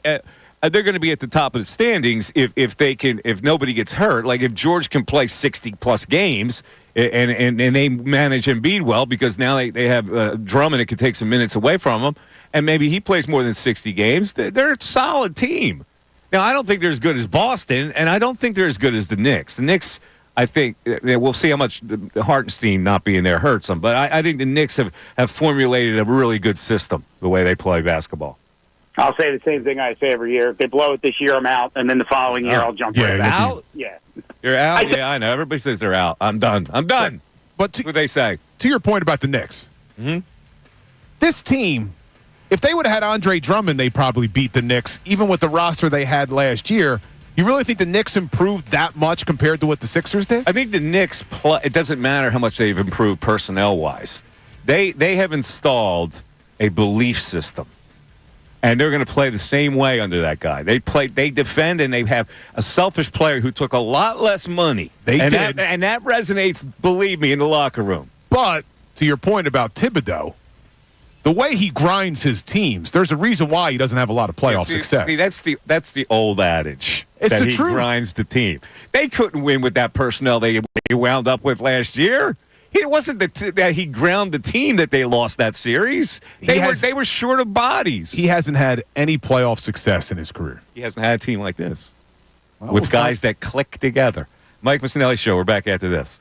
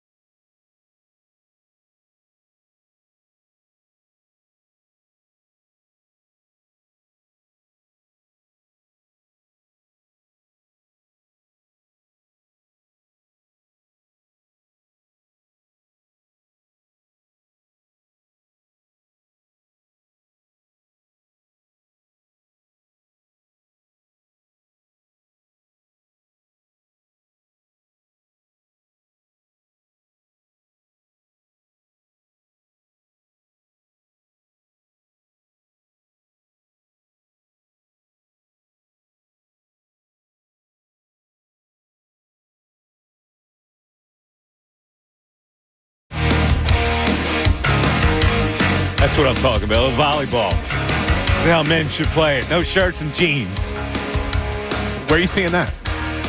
The Top Gun theme. Oh, what are you listening to? Even I knew this one. Come on, man. I still haven't seen the new one. This is Kenny Loggins. Have you seen the new Top Gun? I haven't seen it. Yeah. Was it worth watching? No. Some things are better left. A lot of people liked it. I didn't like it. I don't like. I have no tolerance for remakes. But this was more of a sequel, right? Yeah, it was kind of like whatever it was, sequel. To me, they're all made. Like Beverly Hills Cop had a good run through 2, 3 stretched it, and now they came down with the Beverly Hills Cop Axel F, which to me is a terrible name. So I haven't seen that. Axel F. I'm on vacation. Yeah. So 3 wasn't bad though. I liked 3. Yeah, 3 stuck. Come on, man. It was enjoyable. Just stop it. Axel F. I'm not going to give you the plot of it.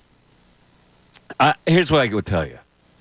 I don't understand why you would bring back. I understand that Rosewood and Taggart were key figures in the Beverly Hills Cop trio, right? Yeah. But you can't bring them back when they're old and decrepit looking. Like Taggart, I swear to God, they had to work on Taggart. Like the Sherwin-Williams people had to come in. Before he climbed on the set. Wait, was this streaming somewhere? Where's this streaming? It's on all. You can get it all. It's all over the place. I got to check it out. It's all free. I'll You can check get it free. I will check it The out. Rosewood, it would look so bad, they could only have them on camera for like 10 seconds. You can get it on Netflix. Oh, really? Why do you watch it on Netflix? I'll have to check it out. By the way, we got some updates from joint practice today with the Eagles. All right, Patriots. let's hear some updates on practice today. So this is coming from our man Andrew DeCecco. Mm-hmm. 2 hours and 13 minutes. That's a pretty long joint practice. It's a long joint practice. But this is good news for a lot of people out there. Bryce Huff had a strong practice, according to DeCecco, and so did linebackers the Kobe Dean and Jeremiah Trotter Jr. What do I call him? Jeremiah Trotter Jr. 3 guys that I'm really interested in their progress. It is interesting. Look, Huff, I told you I'm not worried about. Yeah. But you look at that linebacker position, it's still a ton of questions. And the Kobe Dean, what are they doing? The fact that you got Zach Bond played 14 snaps in the preseason game and then is sitting there in a T-shirt laughing it up with the starters on the sidelines while Nakobe Dean's still playing late into the third quarter kind of told me everything I need to know. They're not going to have Nakobe Dean as a starter this year. And that doesn't make sense to me. This is a guy I thought you needed. Okay, so who's going to start? It's going to be Bond and White, I think. Okay, Bond gets the start. Who's barely played inside linebacker in his life. Jeremiah Trotter looking good. He won't start, but that's good. That's good information. That is good. Both of those linebackers played well. They both both seen that Kobe Dean actually pay some dividends here. It's just you go back to Georgia. This guy was the alpha on the best defense you may have ever seen in college football history. Yeah. And you know your college football. I mean, that Georgia Bulldogs defense was unbelievable. Yeah. This guy was the leader. Yep. But yet, we haven't seen it at this level yet. No, we haven't because he's a little small, a little slow. You know, he doesn't have the caliber, I think, physically. All right, let's go to Nick on a cell. Nick, you're on 97.5 The Fanatic. Nick. Hey, Mike, welcome back. Thanks, Nicky. Just calling about the whole media type players thing you were talking about earlier. Yes, yeah. What do you want? Let's try to set some ground rules here. Right, I think it basically comes down to professionalism. I think the fans pick up on that kind of. I remember being with you at a 1993 reunion with the Phillies, and all the Phillies were really receptive, kind of Georgia company. I took that as you were always respectful and professional in your profession, and that's why they took you that way. Now, on the other side, let's take like the Kissin' Bandit, for example. I remember in 2008, he tried to goat Charlie, and Charlie was going to knock him out. And then I remember earlier this year, there was a point when he tried to be cute with Topper, and Topper kind of flipped the script on him and made him look foolish. And then the other one that really goes up is, I think it was Sam Filippo with Torch last year, making up like that whole crazy story and all that. And I think the fans just pick up on but that. see, here's the thing. I don't know if you can say these things are made up. Like, guys have sources. They put a story out there. You can't like dismiss it. Maybe it was true. Like Topper, Tortorella said, ripped into it, but he didn't really know if it was true or not. That's the thing. I think that when a story like that happens, it's like you immediately doubt the reporter who has the story, and you take the other side on how unfair it was to that certain player. But you really don't know for sure whether it's accurate or not. Yeah, I mean, I think it comes out of professionalism, better journalism. After you got called out, what's unprofessional? If that story's true, what's unprofessional about reporting that story? if that story was true, wouldn't you come with some factual rebuttal against it? Well, you just take people at their word. Now, he said, no, that's the other side said it wasn't true, but the reporter is the one who did the research on it. So you can't really dismiss his point. Like, he's not trying to cause trouble with the organization. He's just trying to report a story that came on his lap. It kind of paints the organization in a bad light. Well, it does, but does he have to make that decision? Like does the reporter have to ask himself, well, this is going to make the Flyers look bad? Or should he say, I don't care if it makes the Flyers look bad. I've got a solid story here. That's why I'm trying to create ground rules, you know? Yeah, I don't know. Like I said, more professionalism. I don't think you should go after something for like a hot take purpose. Yeah, I know, but see, I don't know. That's the thing you can never say. Like, what's a hot take? Is a journalistic story like what McManus did last week? Was that a hot take? No. Or was that a research story? No, that was a research the story he's talking about with Anthony Sanfilippo was with what was the hockey player?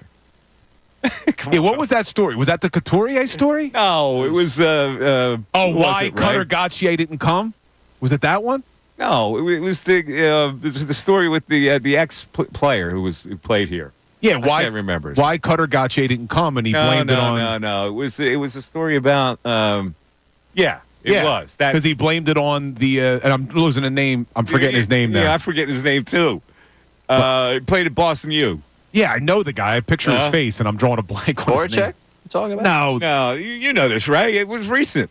What was his name? He played here for a lot of years too. Oh, Kevin Hayes. Kevin Hayes. Yeah. So the story was Kevin Hayes got in Cutter Gauthier's ear, and that's why Gauthier didn't want to come. Right. Is it Gauthier or Gauthier? Gauthier. It's not going to matter because he's not coming. It's Gauthier. It's not going to matter. Gauthier is a French recording artist. Yeah, Gauthier. It's Gauthier. Now, again, so here's the fan's perspective. He tried to be objective about that, but he said, see, a story like that's going to be detrimental to the team. Yeah. Now, and that's what the fan automatically thinks. Now, I don't know what the veracity of that story was, but I would like to think that media people aren't there intentionally to do something detrimental to a team. They just get a story. Well, you remember back to when Santa Liquido wrote the article about Carson Wentz way back in the day. Well, exactly. Turned out to be right. It did. Well, maybe it did or maybe it did. I don't know. I still don't know. But my point is you got to trust the reporters out there trying to do a job. I don't think he's trying to make up a story that intentionally hurts a team. And I think most fans think that they do that. Yeah, and if that reporter is very overly positive about the organization, they're probably actually going to get more from the organization. So it takes more. What's the word? It takes guts. Yeah, I didn't want to use a bad word on the air. It takes brass ones. But it does. It takes more brass ones. And also, we're shocked that Torts didn't like what the media said about him. He didn't like anything. He's a miserable from the word go. This has been his... miserable. He is. Turnaround's like the biggest miserable to ever come down the pike in this town. He is. Nice little paisan, though. Tortorella. I've dealt with a lot of miserable paisans in coverage. You want to hear two of them? Rolly Massimino, Jim Fregosi. You know, Ray's got a vowel. Ray's got a vowel at the end of his name, too. That's right. It's a D-U-N-N-E. Spell it right. You know, it's like Greg with two G's. It's done with an E. 610-632-0975. Back after this.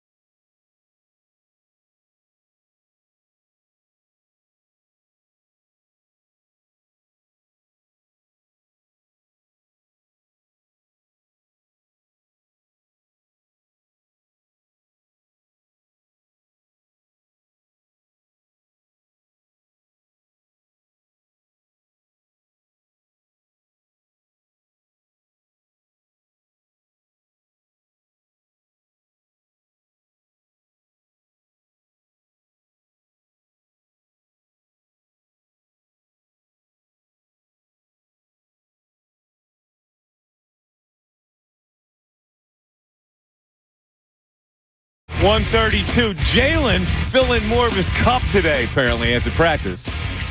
Big practice today. The Eagles and the New England Patriots went at each other for more than 2 hours today. And we were able to grab Jalen after the practice to hear what he has to say. Let's hear it.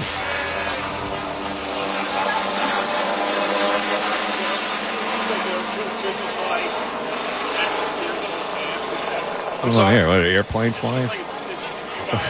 What's up with this? Obviously have to come in and take care of our business, have that communication, have that good dialogue, and continue to build. What'd you learn about the offense today? I learned that we're still a work in progress in terms of taking those steps that we want in the right direction. You know, I think there are a lot of good things and a lot of things to learn from. How did you make the new offense? Yeah, I think it's been the same process that we've had this whole entire time. Just continue to see different things, test our rules, test different things within the offense, and continue to grow. They get a lot of different looks at the line pre-snap. Was that helpful to you guys to see different things? It's always helpful. It's always helpful to see different looks when the opposition and the opponent throws different things at you, and you're able to test different things and continue to grow in those things. I think I'm most excited to go back and watch some of the tape and just talk through those things. I think the most important thing in this time right now is just the dialogue that we have about it and continue to communicate to be on the same page with everything. So I think there are good examples of that. I think there are going to be some great conversations for us to grow from. What's the next step? I don't know. Sometimes you take big steps, sometimes you take little steps, but I think we just want to move in the right direction. What kind of looks did the defense? I'm sorry. I'm laughing. I'm sorry? What kind of looks did the Patriots defense give you today? As in what? In terms of just what you saw from them. I think there are multiple defense that does a lot. They've always done that. They have the history of doing that, and so. Like I said, it just gives us a good opportunity to test everything that they've shown to us. And for us, we're just going to watch the tape and learn from everything. Were you able to find out anything about the running game today? I mean, obviously when you're not tackling, but what did you find out about that part of your game? I don't know. Too soon. I have to watch the tape to answer that. But I think we've been pretty physical all camp. I think it just comes to a point where you just want to have that urgency that you want. You want to have good urgency. You want to be communicating and operating at a high level. And I think when you don't, playing these games in the preseason, you have to really test those things and push the initiative on there right now. And so I think we've done a good job of that. I think it could definitely be better, but that's all that that we want to focus on. If this is the only competitive period that you guys have before Brazil, do you think it's enough for the offense? The goal is to always be ready when the game one comes. So I don't know what the future looks like, but I know today we had an opportunity to get better, and I think we did. The rapport you have with AJ and Devontae, obviously you've been with them a long time. Is that easy to carry over into a new offense, or does that take some time? I think you had that rapport. I think again, it's when I came here, and the first thing I said about it was kind of learning the things and learning their way of doing things, and then kind of in the end making it my own and our own. And so I think it's this meshing point of all these great things, but we just have to make it our thing, and find our new rhythm in it. So I think when you have some continuity there from player to player, it is a point where some things are going to carry over, but you just want to make it a new thing. This is this year's team. It's just not anything of the past. It's not anything that's happened in the past or anyone else's experiences, but everybody's experiences will come together to try and make a nice product on the field for us. You hit Saquon on that wheel route. How much different does it look and feel with a player like that coming out of the backfield? What are you asking? Like, you haven't had a player with those capabilities in the backfield. How different does it feel and look with a player of that caliber? Well, I mean, he's a great player. We've had great players at the position here, but this is a great play. Overall, great execution is something that, crazy enough, I think in the open practice, we had that same play. So I don't know if you were there for that, but something similar that happened to Kenny Gainwell, a different guy. You mentioned the percentage of innings several times. How much of that you feel like you got the chance to explore on the field against the defense? As far as what? The 95? What are you asking? In that innings, how much of that do you feel like you've been able to? Yeah, I think it's about see, when you have these things, it's all about them being tested, and it's all about the conversation that comes with it. It comes along with it.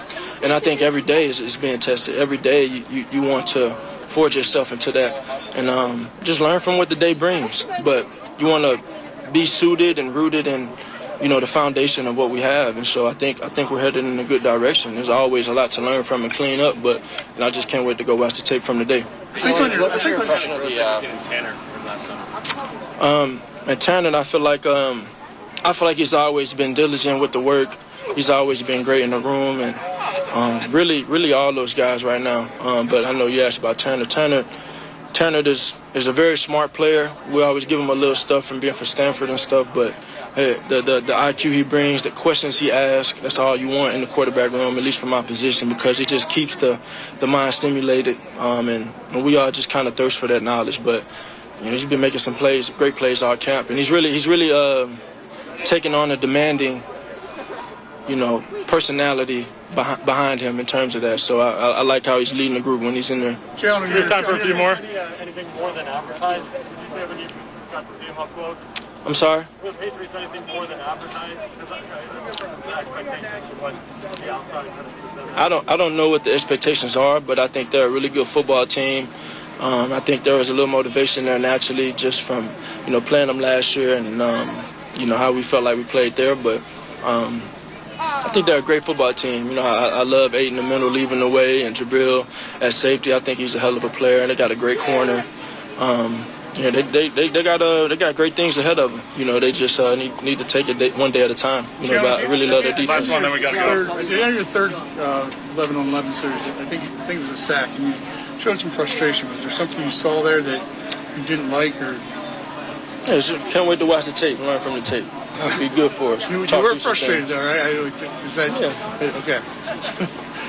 Fair enough. Yeah. Thank you. All right, that's going to do it. I think we make a mistake of expecting something insightful will happen after these kind of questions. These are generic questions, and he gives generic answers. Continue to grow, going in the right direction. We're still work in progress. Stuff like that. Did you get any insight out of that? Nothing. Yeah, it's tough. I don't blame him.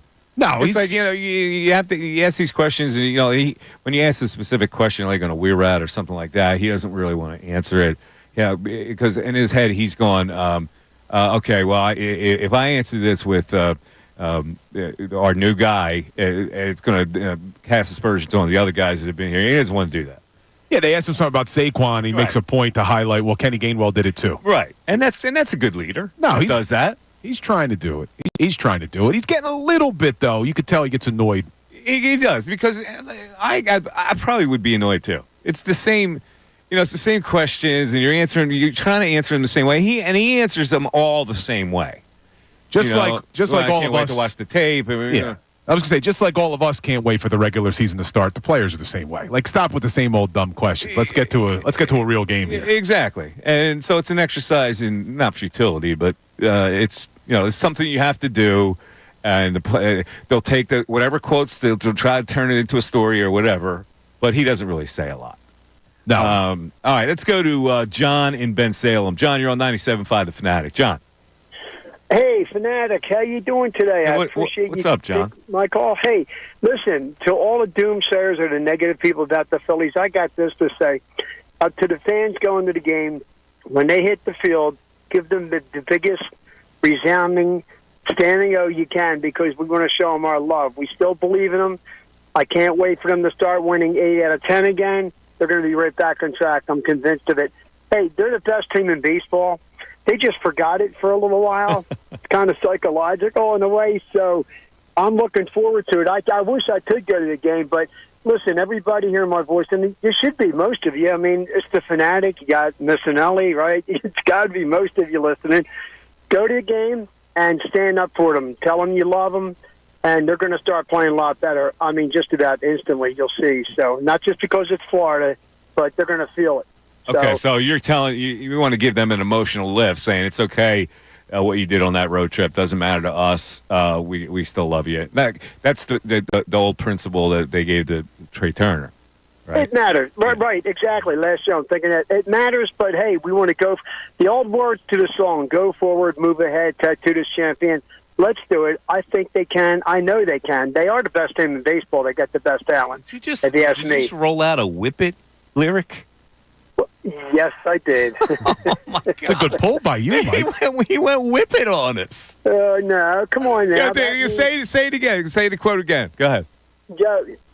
Go forward, move ahead, tattoo this champion. Hey. And we are going to in October. Mike, you'll be there. I certainly will be there, man. How about me picking up the whipping? That was a really good. Oh, that's a good pull.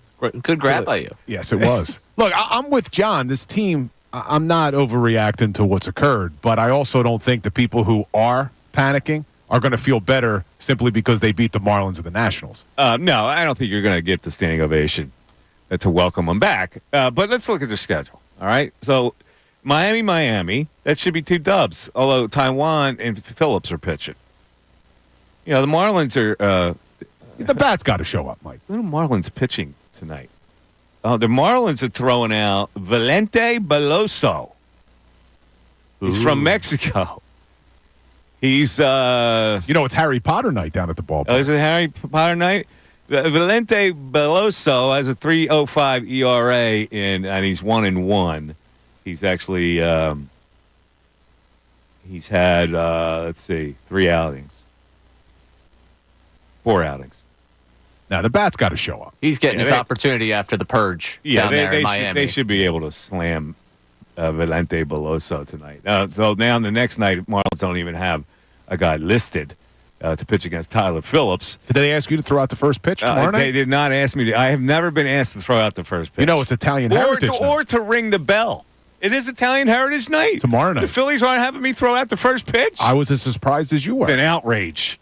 Washington for 4. Wheeler, Nola, Sanchez, Walker in that series. They'll win. They should split that at the very least, right? Yeah, but then things get real for them. All right, so they'll win 4 out of 6, and then at Atlanta for 3. No, but they've. I don't know. And then at Kansas City. There's a reason why this isn't a division race right now that's tight. The Braves have struggled mightily too. They have struggled. So Phillips gets to start against Holmes in that first one. And then it's Wheeler, Freed, and Nola, and Schwellenbach, who pitched well against them last time. And then 3 at Kansas City, then Houston, then Atlanta 4. Wow. Look, it's tough. You want to see them get back in the winning column against these weak opponents, the Marlins and the Nationals. But really where we'll learn about this team is the end of August. Yeah. So, Bill, you just told me something. We were talking about Radnor earlier. You hid this. Your father was police chief of Radnor. He was? For a long time. Yeah, well, he was a Philly cop for a long time. He was a Philly cop, and then he became the chief of Radnor? And then he became the chief. I remember his name. I remember hearing his name. Not a common name. And I'm a junior. Same name. Now, the crime level, I would think, would be different handling of... a little bit from Radnor, from Philly to Radnor, a little different. Chief Colarulo, where you just have a 911 call. There's a cat in a tree. Although he did have a... Can you send a squad car out? I do remember there being a drug bust in Radnor at a Chipotle. No way. Chipotle. Really? Yeah, there was a whole story about this Chipotle was dealing drugs or something. Something like that. But in bigger news... He didn't want to talk much about the Radnor thing. He's walking right away. He wanted to get right out of that. Ian Rappaport's got a report. Uh-oh. Go ahead. What do you got?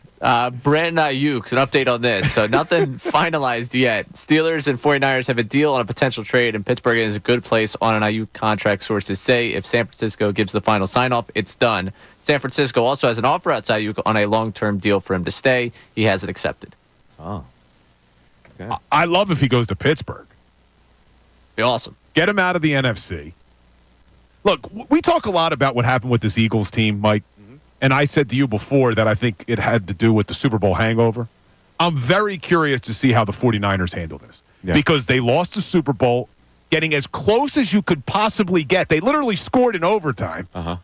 They lost their defensive coordinator because he took the fall, even though I think it should have been on Shanahan for taking the ball in OT instead of kicking off. And now they're going to lose their best wide receiver. I think he's better than Deebo Samuel. How do they handle this? They'll be fine. I don't know if they will be. They don't seem to be bothered by this Ayuk thing. I think the Ayuk deal is a big deal for them. Because that offense is good. Yeah. Kyle Shanahan is an offensive genius. I give him that. But now you're losing the guy who takes the lid off, who opens everything up underneath for McCaffrey and Deebo Samuel. Uh-huh. Deebo's not a deep threat. I don't know how they react to this Ayuk thing. McCaffrey's already got the banged up calf. That's what I'm already watching because they were pretty healthy as a team last year. I mean, saving Achilles on the sideline in the Super Bowl for the season, they were pretty healthy as a group. Yeah. Don't worry about it when we get to them. Well, the last time they lost to the Chiefs in the Super Bowl, they had a terrible year. A lot of injuries the following season. Let's go to Bruce and Wayne, or let's go to Bruce Wayne. Bruce, what's up? Oh, there he is. Go ahead, Bruce. What's happening? Hey, guys. How's it going? Good, man. How you doing?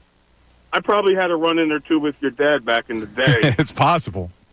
Being from the Upper Marion. Yeah, he is from Upper Marion. Chief Colarulo, there's an emergency. A Villanova cheerleader just had one of her pom-poms stolen. God, Hey, Mike, I wanted to talk Phillies, but I know it's the end of your show, so I wanted to ask you, can I just ask you a question I've had, for years? All right, when you were with Steve Fredericks back in the day, you would always sign off with the snappy. Yeah, he would. That was his sign-off. He would, right. You would Yeah. be like, I said, give me the snappy, and here we go, see ya. See ya. Yeah. Can you tell me, if you had time, can you give the backstory? And I've always wondered, I think the only backstory was he wanted to keep it as simple as possible. Like he wasn't one for fanfare. Like we had these big sign-offs, so he would say, "See ya." The show's over. See ya. That's all it was. Okay. It's just a question I've always, Yeah, that's what he used to do. He used to mock like the big production sign-offs and stuff. So he came up with "See ya." If you guys could find something just as snappy for snappy. Oh, we can bring back "See ya" in honor of my good friend Steve-O. Court's adjourned. Oh, that would be great. Yeah. Just get the snappy. All right, brother. Nice talking to you. All right, that'll kind of put a wrap on today's show. Show 2. Number 2. I was just happy to see you walk through the door again this morning. Yeah, you are? Well, you think I had enough yesterday? I didn't know. Hey, it was a fun show, man. No, it was great to see you. It will keep getting better and better, Mike. Well, yeah, today was a little, the calls were light today for some reason. There's not much going on in the sports I guess not world. much going on. But there's going to be because Tawan Walker's back on the mound tonight. And did you see who they He's optioned? doing it again, Ray. He's going Tawan. Taiwan. Did you see who they optioned? Ray's going to be very Who they upset. optioned? Ray loves him. No, it's over. Who's that? I put an end to this on Sunday. Oh, you did? Yeah. What? Yeah, he needed to go. Junior Marte was his guy. Oh, there's Junior Marte was your guy? Yeah, lights out Maple. The guy, and that guy came up a couple nights ago. I was watching. Who the hell's Cal Peterson? Stevenson. Who's Cal? Where did that come from? He played like maybe 30 games in the bigs between the A's and the Giants at one point. Outfield. Well, why not David Dahl? He's down there. Why Cal Stevenson? They played him at center, right? It's probably the flexibility. I never heard of the guy. Well, he's here. That's what happens with baseball teams. Man. You got to have guys fill in every now and then. Guys go down. All right. Everybody have a great rest of the evening. Stay tuned for Ty and Ricky. And we'll be back tomorrow right here on Wednesday. It won't be a General Knowledge Wednesday because we haven't really figured it out yet. But maybe next Wednesday we will unveil the we have some General good Knowledge ideas. Wednesday. We do have some good ideas. One of them involving the audience versus the young Ray. I like as that. we call him, the kid. He's a good kid, that kid. This is going to be good for the audience. All right. I got a strong feeling the audience is going to enjoy that back and forth. You think so? I think they might be at an advantage. He might be able to slay the audience, Ray. He looks like a smart kid, that kid. Oh, he is a smart kid. Yeah, gave off a smart impression. I'll be betting on you every Wednesday. Oh, man. All right. I'll be out of money very quick. All right. Everybody take care. We'll talk to you tomorrow. Bye-bye.